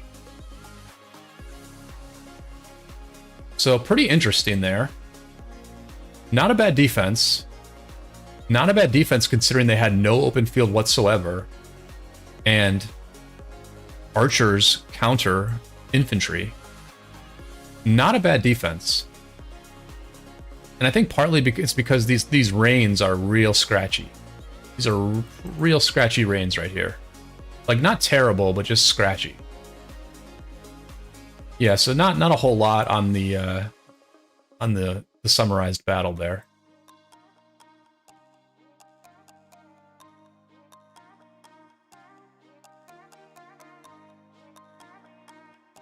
Nugget says I have nothing to do but watch streams.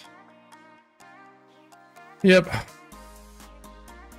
I am also a longtime ROK YouTube guy who, you know, after years of watching other YouTubers, I was like, you know what? I can do this just as good as they do it. Why am I watching them when I can just do it myself?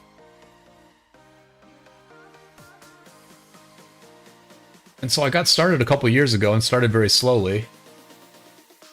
And then just as I was getting a little more serious about it, a bunch of longtime YouTubers retired. And then there was an opening for lots of new content creators. And we're all grabbing a small part of the market, I guess. And I mean, it's honestly awesome.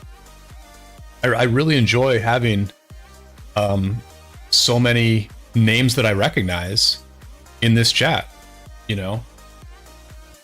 I totally get that we need a place to hang out and talk about ROK.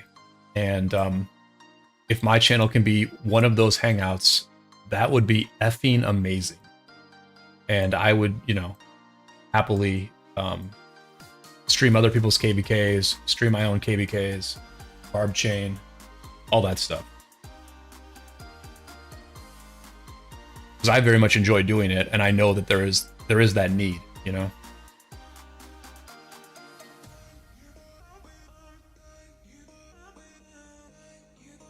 Because Chisgul makes very good content, and Chisgul plays a super important role in the community.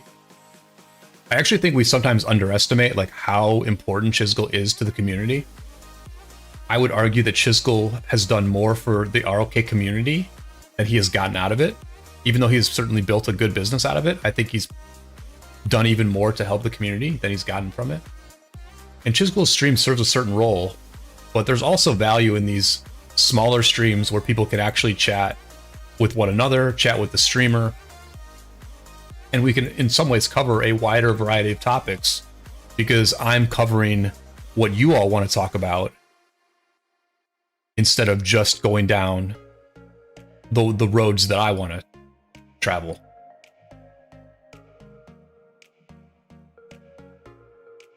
Baby Raccoon says, it was the same with XY rallies. Had to time your rain or risk getting the donger. Yeah, I got the donger a couple nights ago when I was piloting somebody's account. I got the donger real bad on a Zhuge rally.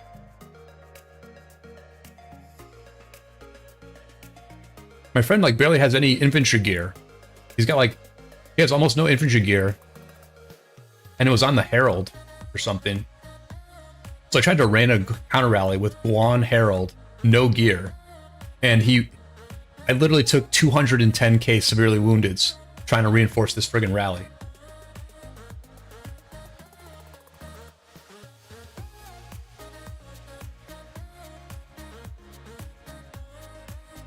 Seth says, yep, just chill, and ROK is much more enjoyable with people or community around. Yeah, exactly. It's like when you're like chaining in the Lost Kingdom, or when you're like doing Marauders or whatever, or you're doing, Golden Kingdom or any of the different events in this game, I always like to have a stream on. I always like to have an ROK stream on when I'm doing that stuff.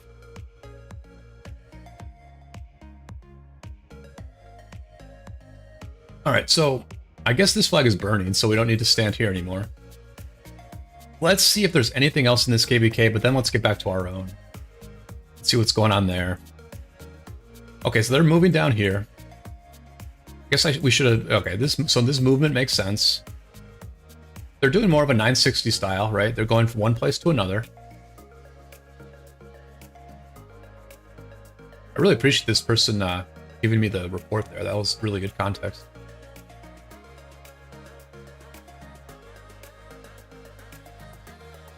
Yeah, so they're doing like 960 style where they go from one flag to another. They do one thing at a time with a very big ball. They're employing the big ball style of 960.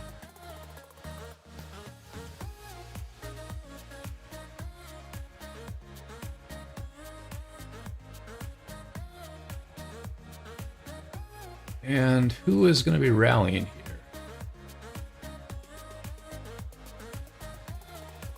So this is kind of like it's a mixed ball. It's WSA and unique here. And this flag... So right now, 1235 is kicking themselves for not farming this resource tile when they had the chance. Because I think you could fit another teleport in there, right? Maybe not. Maybe this is too tight. Oh, I can't do it. This might be too tight for a teleport. I'm not sure. But anyway, this flag looks not too hard to defend. I mean... And if this person's online, and they're the king, they're probably filling this thing quite a bit. And 1235 has a little bit of a ball here. Here's a farm coming in, right? Lemon Slap, we've already seen Lemon Slap teleport around a little bit. Lemon Slap's moving around to defend what can be defended.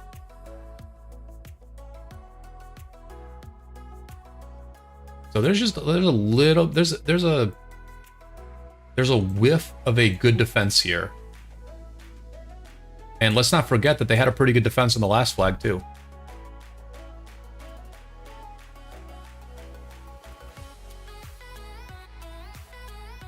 And this is like really boring, right? Like what 1235 is doing right now is very, very boring, right? They're just like they kind of know they're gonna lose some flags. They know they're gonna get burned. They know that if they fight in the open field, they're probably gonna get wrecked. It's boring, but it's also arguably the key to this entire zone. Like if 1235 can defend in their downtime, if they can either keep flags up or at least make it hurt for 1647, then that might be what wins them the war. I mean, if you can do so much damage to 1647 that they lose their punch and 1875 is sort of left alone on the offensive end, then that might win you the war. But it's like extremely boring, right? It's very boring what they're doing. Like, okay, there's a couple issues here. One, this river is effing them really hard here, right? This river, oh my god, this river is death. Because like none of these other people, it's like, you see how no one's teleported over here? It's because like no one from here, if you port over here, you cannot bring any marches over here. So this falls on this small group of cities right here. It's only these cities that can reinforce this flag, right? And so a lot of it's going to fall on this guy. I bet you this guy's power is about to drop like 5 million right here. And he's trying to fill from his farm as well, he or she. So this is a tougher flag than I realized, because you just can't rain from far away. I mean, this river is just killing them, absolutely killing them. And they're just going to swarm it. They're just going to swarm this thing. Although Guan is not the way. Guan is not the way. Unless it's a Guan Sargon. No, Guan Mehmed, that's not the swarm. That's not the swarm.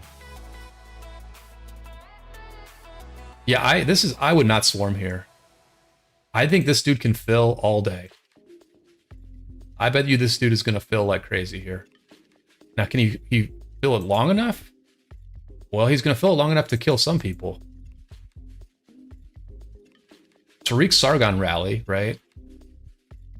So interesting to see. We'll see. It'll be interesting to see how Tariq Sargon does against, again, Flavius Heraclius. Will it do better than the Henry?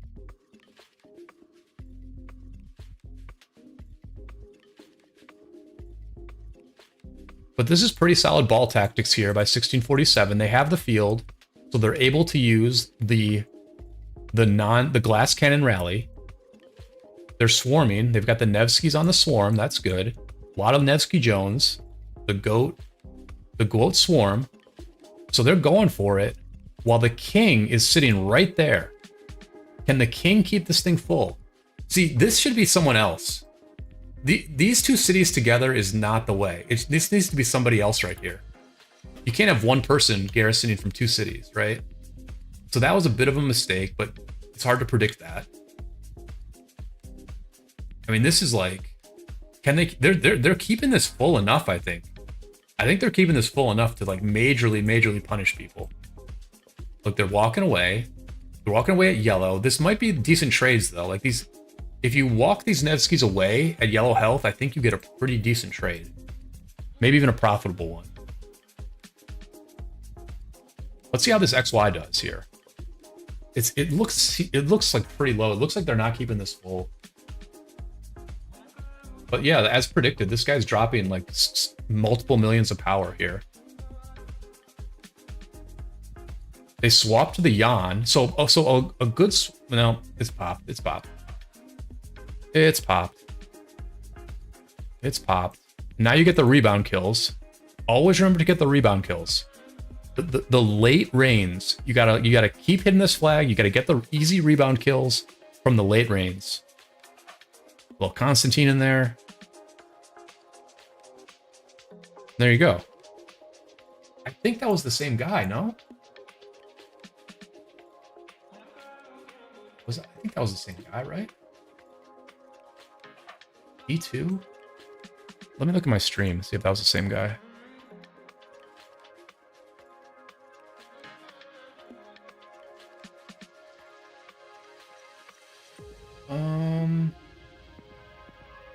Is that the same guy? I don't think it was.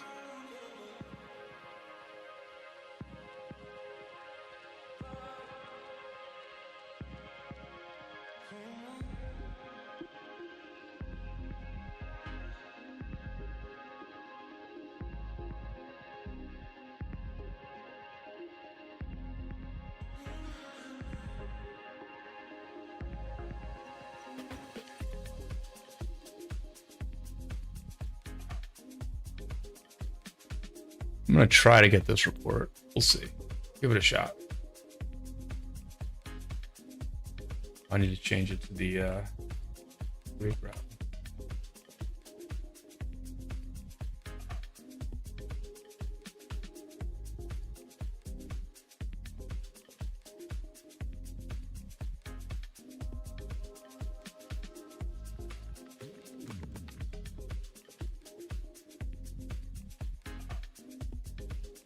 Yeah, so, I mean, they're getting it done, right?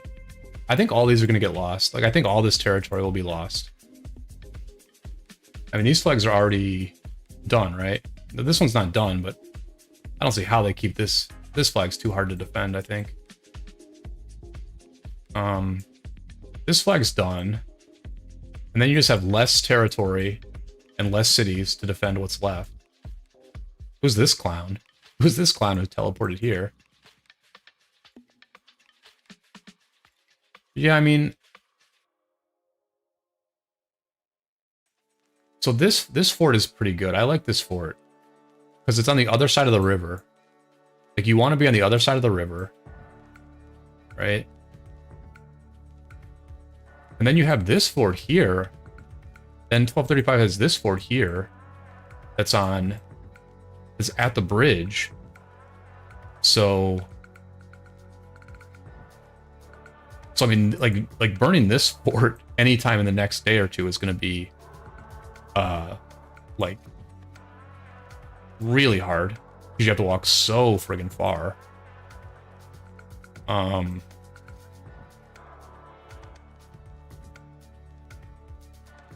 I feel like this fort is going to be really key. And this is like they can defend this fort for sure, right? They can teleport a ton of cities around this fort.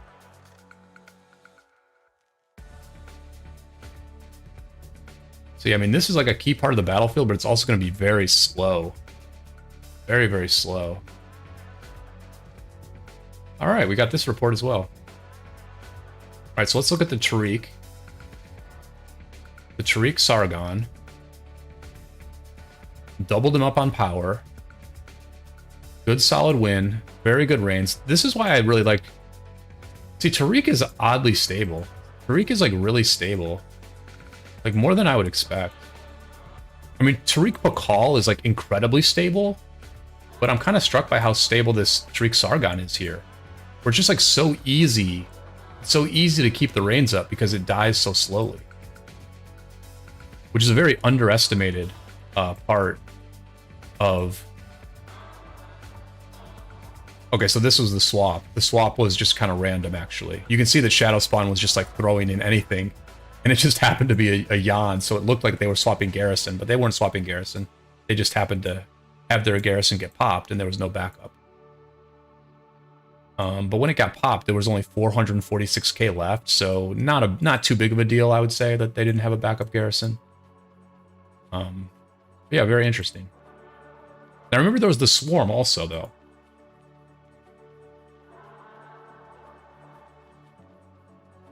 There was the Swarm also, so, like, honestly,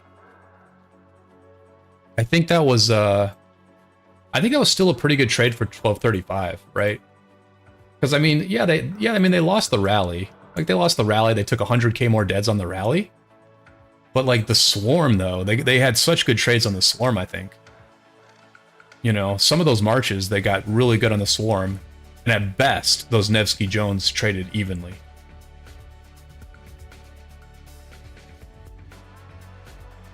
Nugget says, I gotta disagree. I think Garrison and defending is the most fun you can have in this game.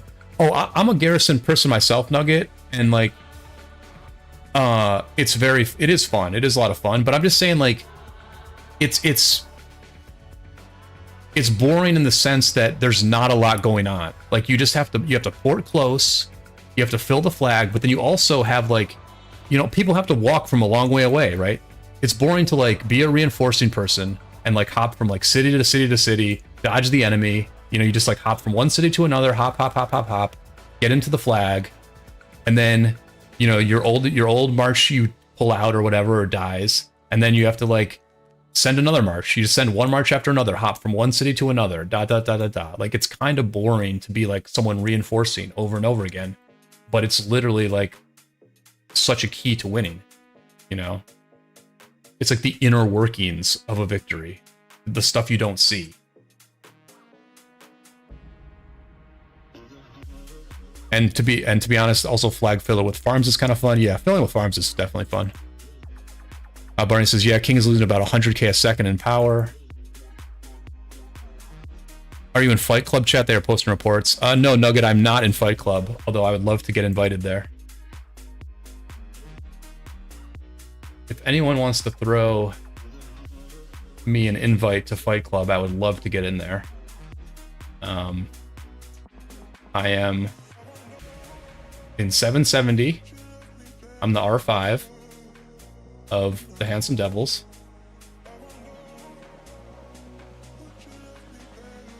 And you can just message me in the game, and then I will send you my location. Or I guess you can just add me as a friend if you just have my, you know, you find me in the alliance.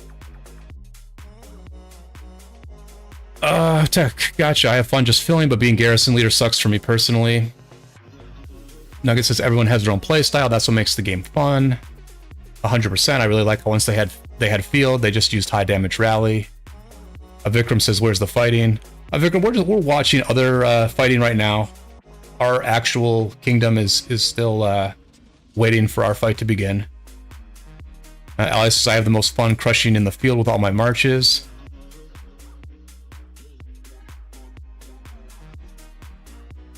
Yeah, I mean, I like being a Garrison captain. Being a Garrison captain, I like it in the sense that you can dictate so much of what happens, right? Like, being a Garrison captain allows you to just have such a big impact on the game, right? Like, if you want to build a new flag, right, and you have a Garrison, you can just build that flag. You don't have to ask anybody else. You don't have to see if anyone else is around. You just build the friggin' flag, right? So that part I like about being a Garrison captain. Like, you like being a difference maker is the good part about being a Garrison captain. But it's friggin' annoying to have to constantly switch your equipment. It's annoying to try to fight in the open field while you're the captain and have to be worried about pulling your Garrison out. Which those who know me know that I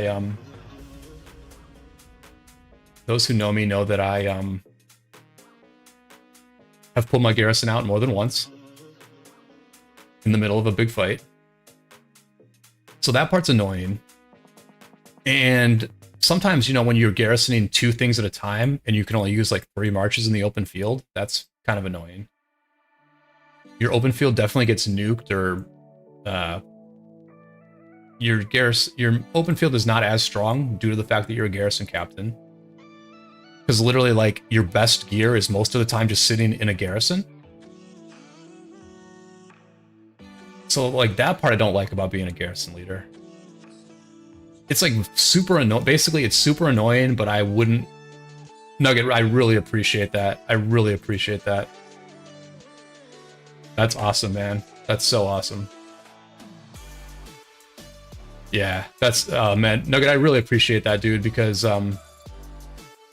yeah, my biggest concern with doing content creation is that I'm not, like, very well networked in this game, and so I figured it'll be a little bit harder for me to get battle reports, but to get into Fight Club and get some reports during, like, through that channel is awesome. Very much appreciated. Ellis says, yeah, the joys of being in a big kingdom is being able to let others focus on garrisons. I can focus on helping in the field. Yeah, definitely. Yeah, actually, that's the other thing I really like about being a garrison leader, is that basically I can sit my marches in a garrison and then I can just kind of, I can zoom out. I can look at what the enemy is doing. I can, you know, think about where we should be building. I can be thinking about, like, where the future threats might be from a flag perspective. I can, you know, I can just, like, overview the situation. Which, like, that is just way higher value than me grinding the open field a little bit harder, right? I can make so much more of a difference sitting back and just not fighting at all, you know, just sitting in a garrison and just thinking about what's happening and contributing to the team that way and letting other people fight in the open field. which is not to say I don't fight in the open field a ton, but I don't fight in the open field very often in pointless battles, right? I'll fight in the key battles, but if it's pointless battles, I'm more likely to just sit back and look at the big picture. And like being a garrison captain allows you to do that.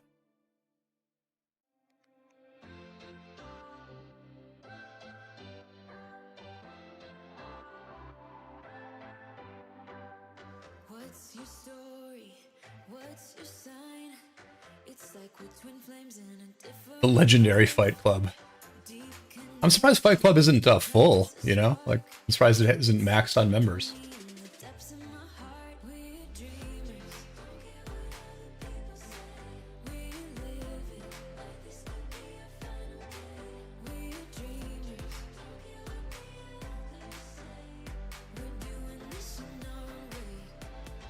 I forgot to put the chat back up, didn't I? My bad. I forgot to put the chat back up. My bad. My bad. That was hours ago that I forgot to do that. My bad.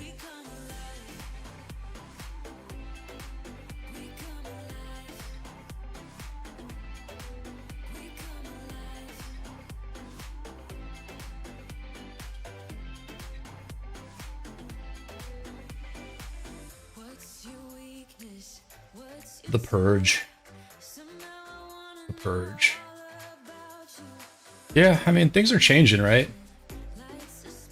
Some groups of players have stopped playing. Some kingdoms have fallen apart. We've definitely been in a transition period of ROK for a while, and I don't know. I guess I just like still being here. I like that all my friends are still playing. Like, that's really the main thing.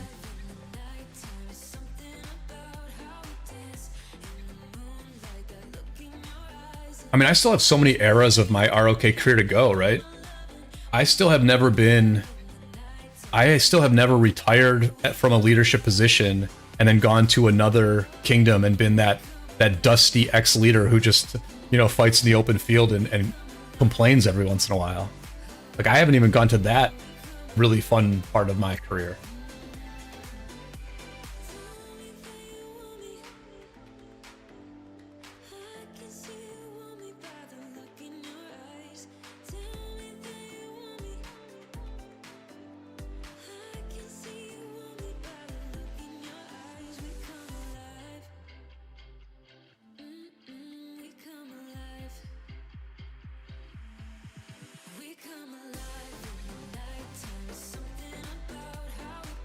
I actually look forward to playing in somebody else's kingdom someday.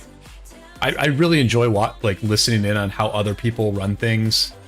Like, voice chats can be very different. Leadership styles can be very different. The game itself is basically played the same, right? Like, I mean, we were watching 1647 operate, and I was like, you know, able to tell pretty accurately what they were going to do next. But like, the way you get there is definitely different. The things people talk about in voice chat are very different. The number of leaders are different. Some people have like really good coverage on their leadership, where it's like there's a really assertive voice on 24/7. Other people struggle with that. And that experience is like way different, right? If you're in a kingdom that has an assertive voice all the time, that's one thing. Whereas if you're a kingdom that has an assertive voice for half the day, but then the other half, it's kind of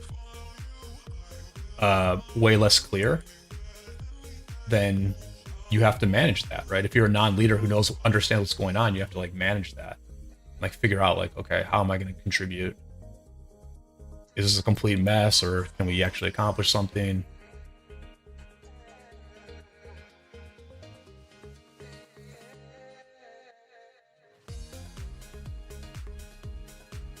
Like, I will always say, I will always believe that the most compelling ROK content is when you're watching,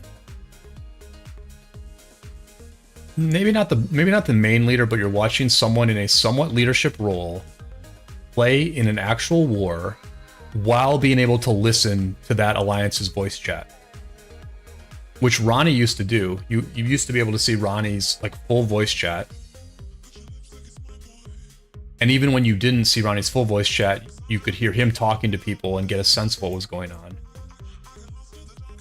And I used to think that content was just like so insanely enjoyable, to see what another alliance is actually like. Because you really can never know what an alliance is like unless you're actually either in the alliance and you're reading their alliance chat, or you're on their voice chat listening to how things go during war.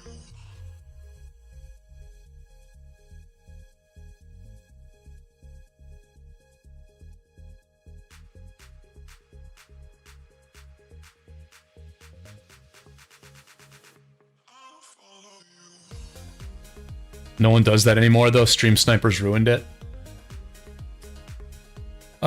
Yeah, I'm not sure how I'm gonna navigate that whole thing. I mean, I think the delay helps, and yeah, I'm gonna like, well, I'm not gonna say what I'm doing, what my plans are, but I'm basically gonna find out this KvK, like how far I can go with during war content and not give too much away. Now everyone is paranoid to stream anything during hard fights, Allies says. Well, Allies, I think there's like two phases of war basically, right? There's the war where like you're setting things up, right? And there's like a lot of strategy involved and you're kind of like adjusting to what the enemy does and things like that. And in that situation, certainly stream sniping is valuable. But then I think you get into like this, you settle in, right? At a certain point, the territory settles in and there is a front line that exists. There's like a durable front line. And at that point, it becomes less about stealing information from the enemy and it becomes more about just execution. Like, can you fight better? Like, can you burn the enemy's flag before they burn yours type of thing? And I think at that point, it's fine to stream. Like, I think that's totally fine. I mean, let's be real. Seawill streams. Like, we see the markers on Seawill's stream. I mean, he doesn't like zoom out that much, I guess. I guess he doesn't really zoom out a lot, but we see the markers. Like, I think we get a sense of how 960 operates, right? Which one thing I would say about 960 is I think they set very good markers.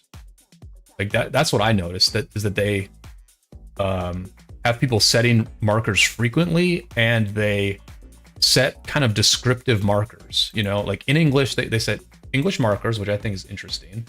And they set like descriptive markers. It's not usually like one word, but it'll be, they say a lot. Like they say a lot with a few words, you know?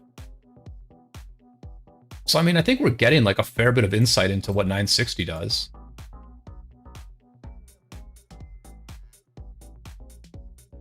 I don't know. I don't think there's that many markers that are just that key. Like, especially on a delay. Like when it's delayed, I mean, how much are you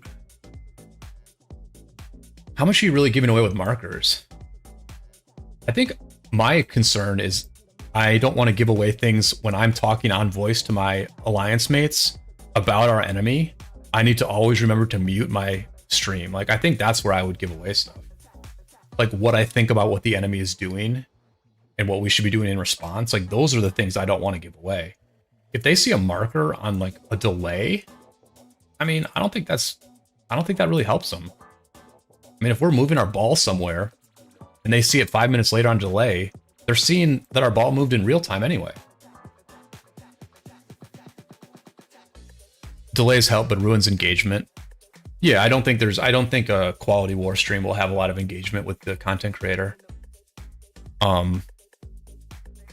Warwick says most streamers use delay though. I think the only streamer who doesn't care is Redline, no delay, which is epic. Right.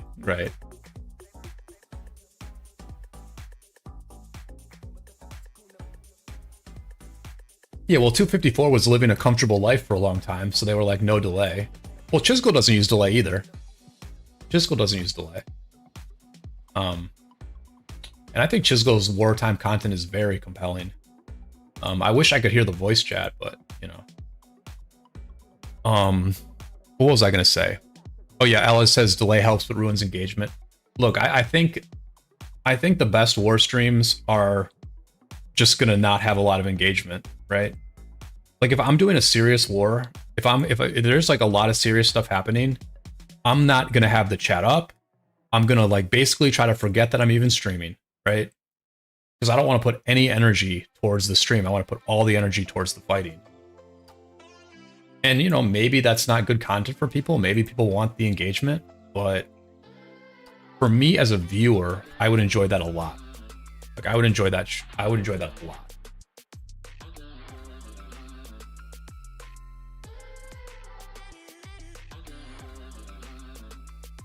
Like, I enjoyed Dirty Dan's recent stream in Nile when they were in Kingsland in Nile and they were fighting against 2293.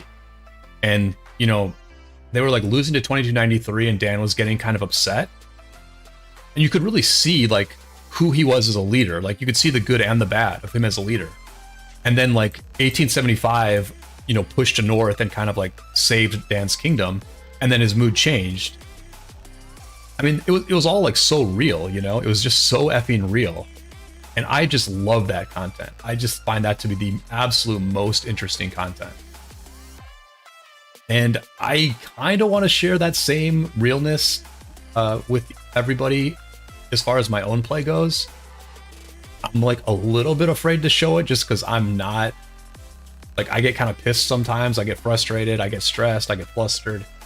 And I don't like really want to show that, but you know, you can also show the focus. You can also show like the good calls being made. You can show the way that you communicate well with a team, and then the team responds to that communication by doing what you say.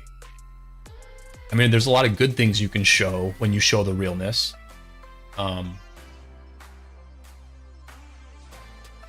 But we'll see, we'll see. I haven't really done it before, to be honest. I mean, the last KvK that I did when we fought FCN in Kingsland, I mean, I didn't stream the first 4 hours of it. And by the time I started streaming, I like knew we were going to win. It was obvious we were going to win. So that was like pretty relaxed, basically. Like that was relaxed. I've never streamed when it's like really intense and you don't know what's going to happen and the enemy is really challenging you. I've never streamed that before. I plan to stream that this KvK, but we'll see how it goes. Hall Gaming says, yep, imagine being in a kingdom with old kings and no voice, just markers. People just know where to be. Yeah, no, you can do a lot with just markers in chat. You know, the weird part, Hall, is that, you know, you've got this in-game chat, right? You've got these 4 lines of in-game chat here on the lower left corner. And like when you're playing on a PC like I'm playing on, that chat is really big, right? Like I see that chat. Like I always see the chat. If someone new says something in our like alliance chat, I see it immediately, right? I immediately see it. But people who have smaller devices, people who are on a phone or they're on an iPad, apparently what I hear is that like no one reads this chat. Like they'll open up the chat and read it. They might open up the chat and read it, but they just never read the chat in real time as it's going. But like I'm always typing stuff in here thinking people are reading it. So that's the one part about text only coordination that I like struggle with a little bit. But yeah, markers can do a lot. Regularly updating markers is like the low-hanging fruit of how to be a better leader.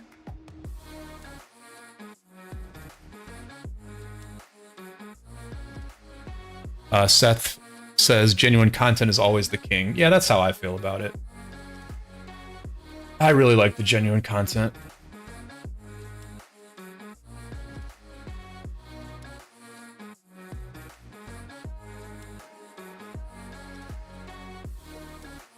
Yeah, which is why I miss people streaming like the entire Alliance voice chat, because that's like so genuine, you know?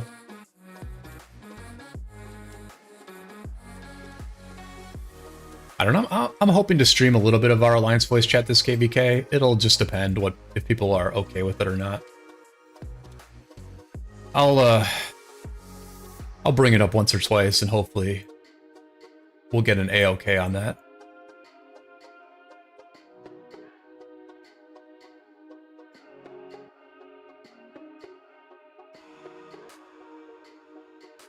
That's a good idea too, because usually covered by face cam.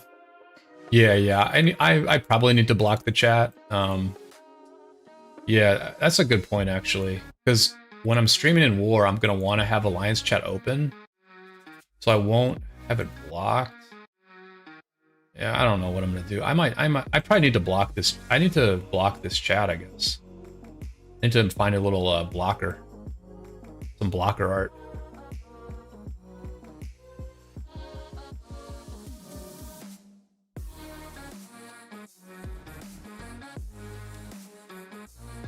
Well, for those who missed it,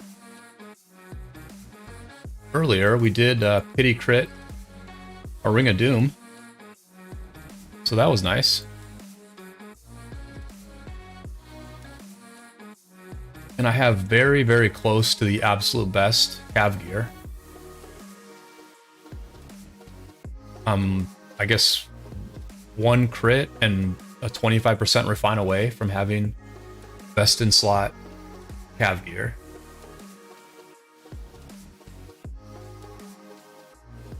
And yeah, once I finish that Pride of the Con, I'm gonna have to decide what to build next. I think I'm gonna build more cav gear, but I could improve my infantry gear also. I'm not sure.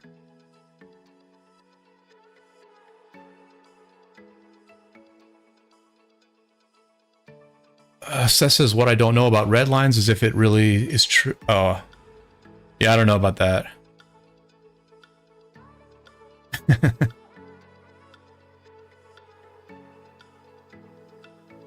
Yeah, I didn't know those specifics, Seth, but I mean, I did say earlier that it seemed like he wasn't thrilled about his spending levels. So, could be related.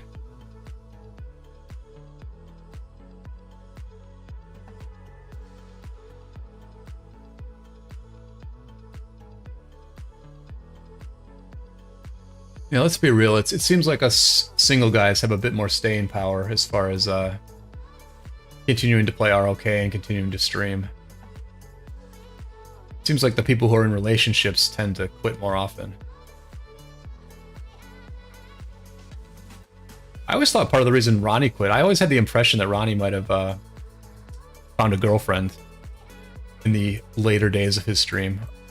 I don't know, that's pure speculation, but that was the vibe I got with Ronnie as well.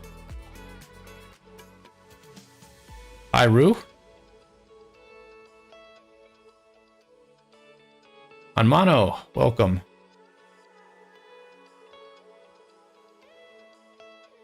Appreciate you letting me know. I was going to Google your name. And if I'm not mistaken, your name in YouTube is not Hanmano. Oops.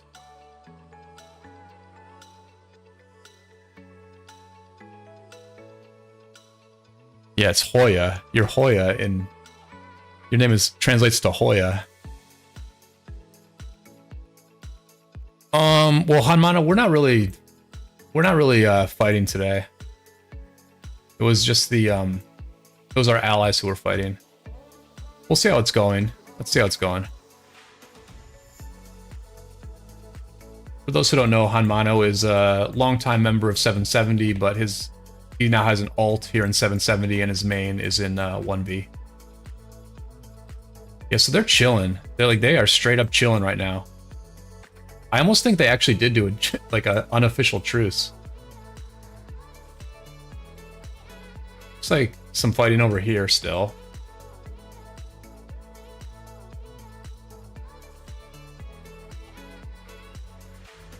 But yeah, it's pretty wild to me how little progress is happening here. Like, the defense in this particular war that we're watching here, 1418 versus 1903, it does feel like defense is pretty darn strong, and both sides are having a bit of trouble getting some burns.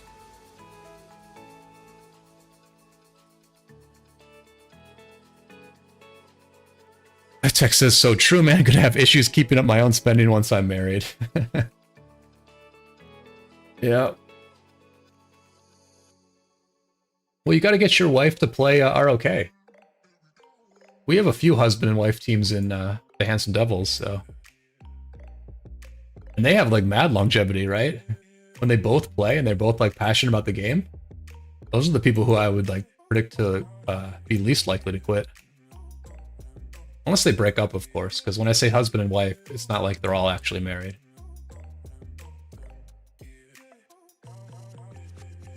Alright, we were building a flag, I didn't even notice. Are we building anything else? No.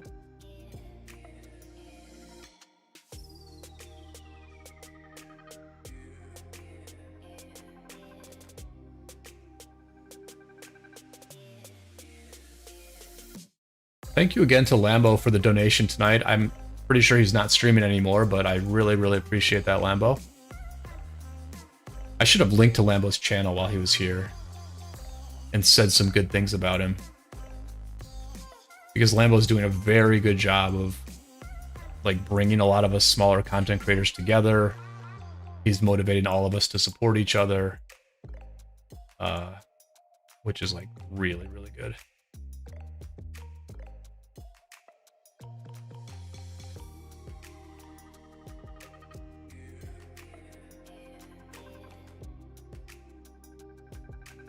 Alright, so the Boudica died. I mean, the Boudica didn't die, but the Boudica did not, like, manage to stay out there very well. So, I think Seth was saying that I need to put healing. I need to put healing on the Boudica. But get rid of this? This is such a good barb killing skill. 8% march speed?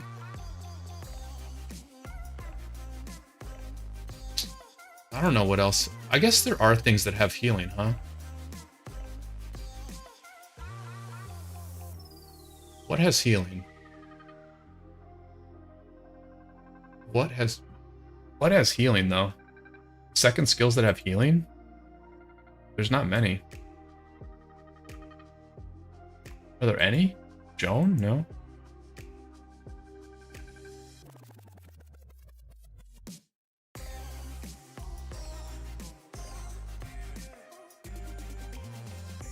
Monty? What about Monty? No. Yeah, I don't think I can really put a healing on the Boudica Zug right now. Alloys, thank you so much for the $10 dono. Really appreciate it. Really, really appreciate it. That's awesome.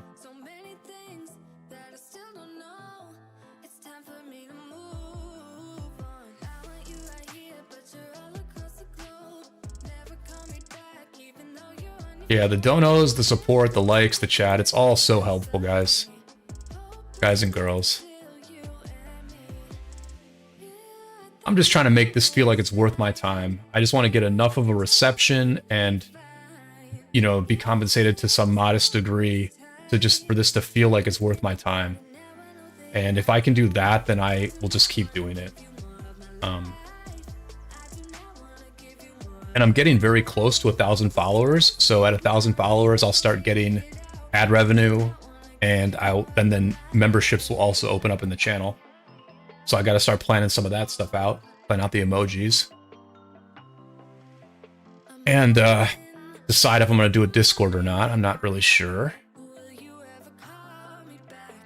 because I mean, I could do a Discord. I was hoping people would just join our Alliance Discord, but I totally get why people are not that into doing the Alliance Discord, even though it's like pretty active and pretty fun. But yeah, you know, it's I'm gonna definitely try to figure out some good membership incentives. Nugget says it's worth the time if you aren't doing anything else. If you're playing the game, why not just turn the stream on? Yeah, that's definitely a bit of my theory for sure. I mean, the videos I make definitely take a lot of time, so the videos are something where I mean, part of what I'm doing with the stream, in all honesty, is people tend to donate to live streams more often. So, and people become members of channels more often via live streaming. But part of the live streaming is to support the video making, because I think that's what I'm actually best at. Although obviously I have to like do it more often. But yeah, the streams do make absolute sense in terms of, if I'm going to play anyway, I might as well stream. When I'm chaining barbs like this, I'm going to be chaining anyway. Why not stream? When I did Marauders, I streamed for 8 hours or so over 2 days because I was going to kill Marauders anyway. I might as well stream it. With War, we'll see how it goes with War. I mean, I want to stream War a lot, but like I said earlier, I don't know that I'm going to interact with the chat very much. I honestly think I'm going to, for the really intense stuff, I think I'm just going to literally ignore the chat, forget that I'm even streaming. And I think that'll be interesting enough, just watching like really good fighting. And then at other times during War, you can actually chill out, you know. I mean, when we fought FCN, I was able to chill out quite a bit because Eddie Nava was on, Eddie was like leading most of it. And I could just chill out, talk to the stream. On an 8-minute delay.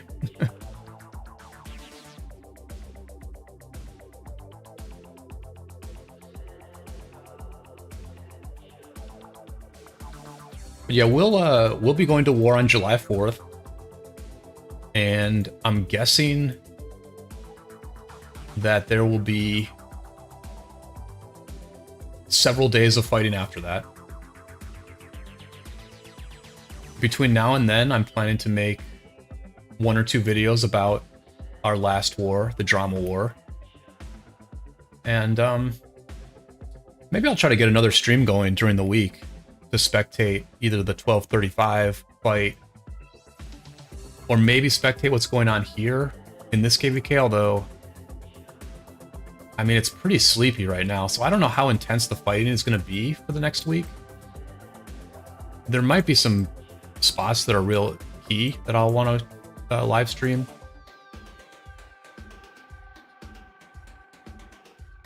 But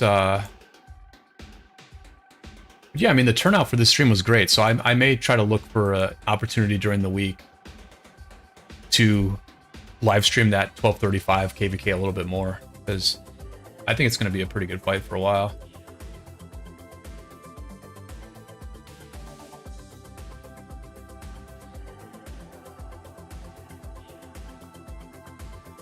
Niga, thanks for hanging out. Have a good one. Remember to do all your bastions in the morning.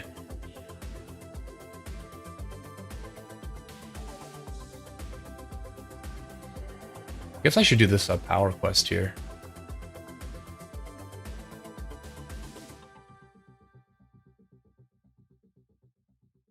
Alright, that's a good clump there.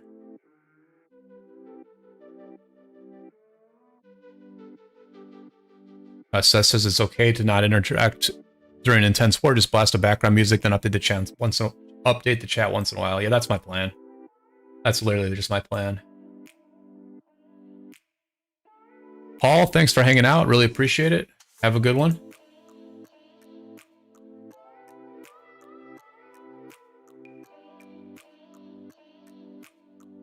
Yeah, I'll probably wrap up around 4 UTC. I do need to get something to eat. But what the heck was that? Well, how did I just select everything? But yeah, I really appreciate everybody hanging out. The chat's been amazing tonight, as usual. The active chat every Friday has been awesome. Makes my job a lot easier. And makes the time go really fast as well.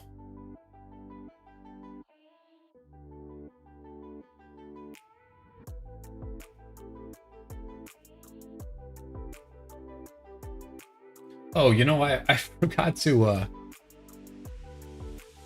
forgot my rant. I don't even know if I should do this at this point, but well,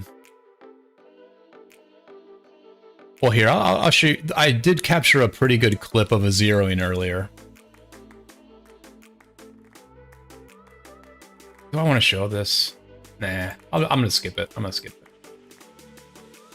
I mean, long story short is that I captured 1903, zeroing a player from 556 earlier. I got the whole footage. It was like an 85 million power player. They lost 4 million troops. I asked their players for the battle reports. I asked the first rally leader for the reports. I asked the second rally leader for the reports. I asked an officer who was in both rallies for the reports. I also said something in Lost Kingdom chat that I was looking for the reports, and they all just ghosted me. So, and you know, like now, like these people, you know, these Japanese players who I've never talked to before, who are in a different KvK, they're completely cool about sharing battle reports with me. But our enemies in this KvK don't want to show me battle reports of them zeroing one of my allies. It would have made a good video. Zeroing videos get tons of views. They would have been able to showcase their players doing something cool. And I could have talked about this KvK a little bit, but they all just decided to ghost me on the reports. I'm guessing it was, you know, a decision that was made as a group. And I just don't know what the upside of it is. Like, what's the upside to not letting me have the reports? Where's the upside to that? What are they getting from it? You know, they irritated me for a little bit about it, but quite frankly, I forgot all about it as this stream went on.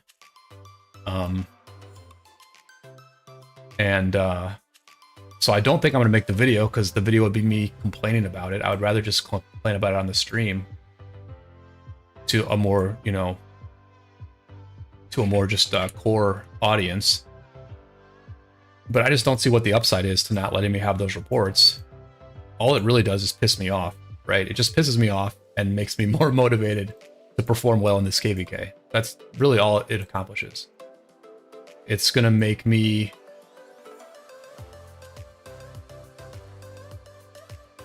sent you the pass report 1034 versus 1079. Let's see which one this is. Oh, it says it expired on mono.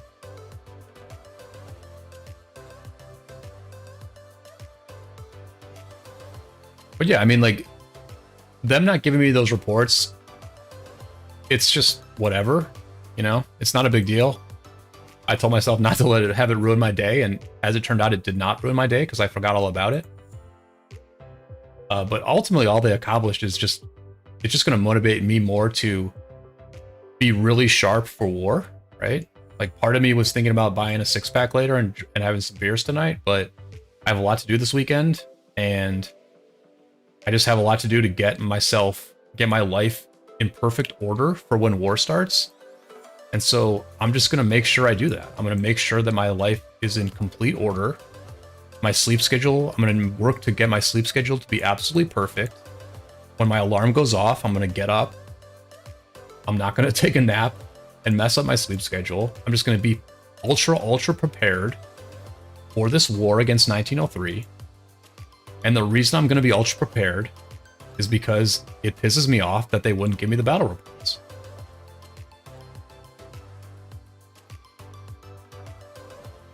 You know, but it's their decision, so like, fair play. Like, they did tell me. They did tell me about it, and I would have had a very easy video to make, and I won't make that video now. But, you know, it's bad for me, but I just don't see the upside for them. Seth says, if Shinshi will apply in your KD, will you accept him? Seth, I don't really think we're going to accept any content creator here. I like having the monopoly on this content. It's content that nobody else has. You know, part of what grew my channel was the videos I made about our first Strife of the Eight, where we won a 2 versus 6 Strife of the Eight. And you know, we're playing in like high level A Kingdom KvKs, and there just aren't a lot of content creators who are showing this level of play. I mean like the size of the war, but also the quality of the play. So I like having a monopoly on this content, to be quite honest. I mean, Rexian used to be in this in this kingdom, and Rexian is welcome to come back. Rexian's like he's a content creator, but like his channel is like hidden or something like that. Like I can't even find his videos. I know he exists, but I can't find his videos. I mean, Rexian can definitely come back and make content here, but I don't know that we would really add another content creator.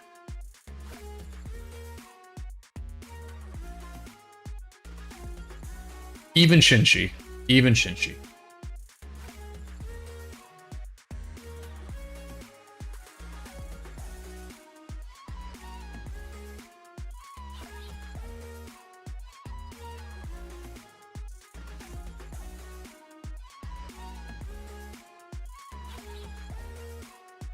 All right, so the Boudica is definitely getting wrecked. The Boudica is not really working. I think what I need to do is I just need to put the Zhuge with the Richard, and then that march will kill faster. And then I'll just like 2 march with those marches, and do it like that. And then maybe in the next zone with the 3rd auxiliary skill, maybe then the Boudica can chain.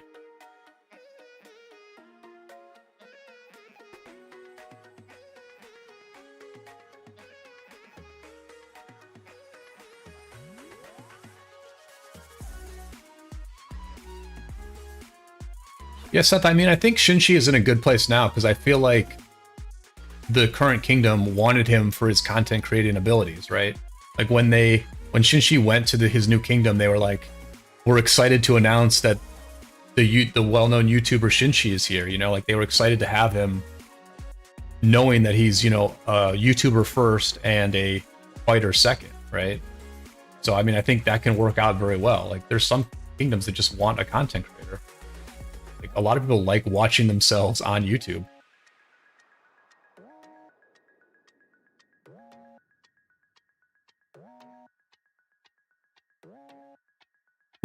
And now he's in Godfather's KD because he wants more gold chest. Yep. Shinshi's loving life, man. Got in that new kingdom and he immediately started trolling the chat that, you know, you say I'm a gold chest hoe, and here I am. Pulling in the gold chests. It was great, man. I like when Shinshi's living his best life. I think basically every content creator is better when they're living their... Well, that's not true. Some content creators are better when they're living their best life.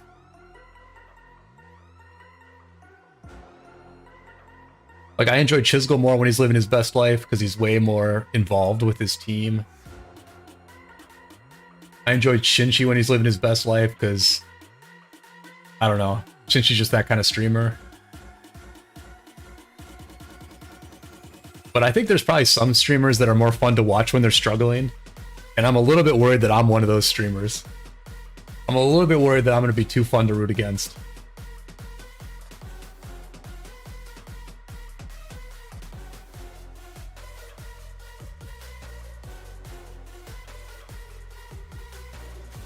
Hey, I mean, at least Shinshi streams his like fighting, right? There are some content creators who like we haven't seen them fight in years.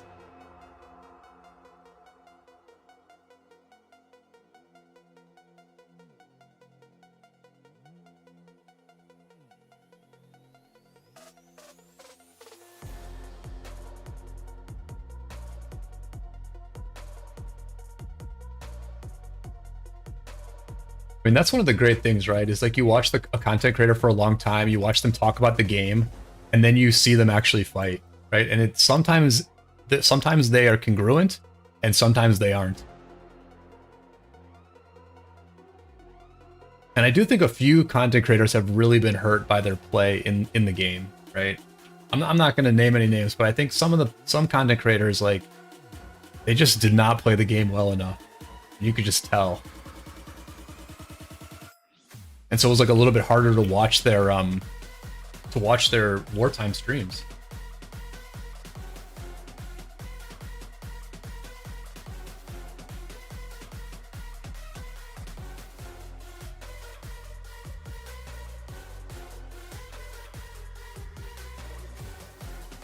But I don't know. I'm pretty good, but I just don't want to spaz out. That's my thing.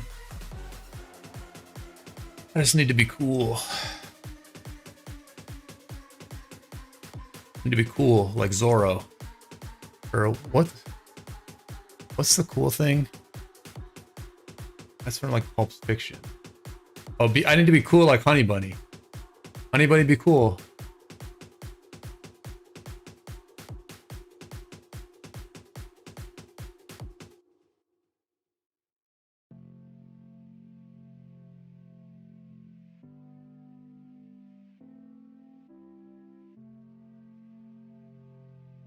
All right, what else do I need to do?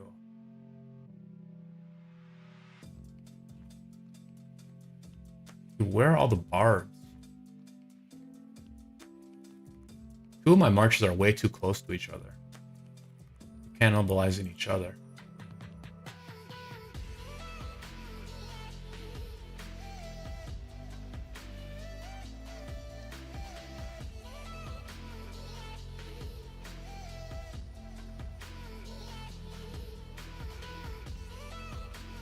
What was I gonna do? Oh yeah, I'm gonna do the I'm gonna do this Bastion quest.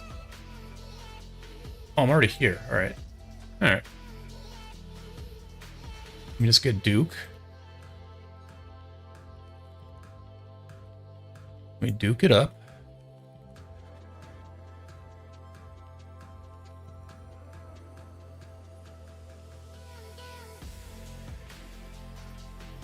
Yeah, so we're doing Osiris League this weekend.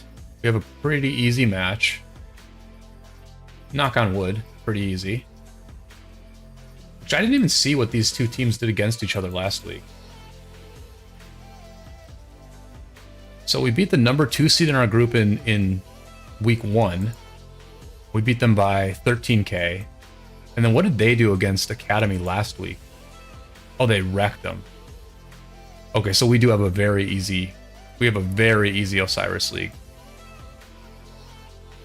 Holy crap, everyone has Duke right now? The wait for Duke is like 10 minutes long? What? What the heck?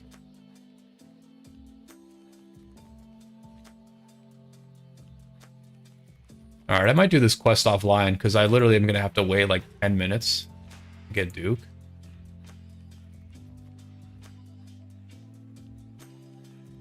And I think I'm going to wrap up the stream here.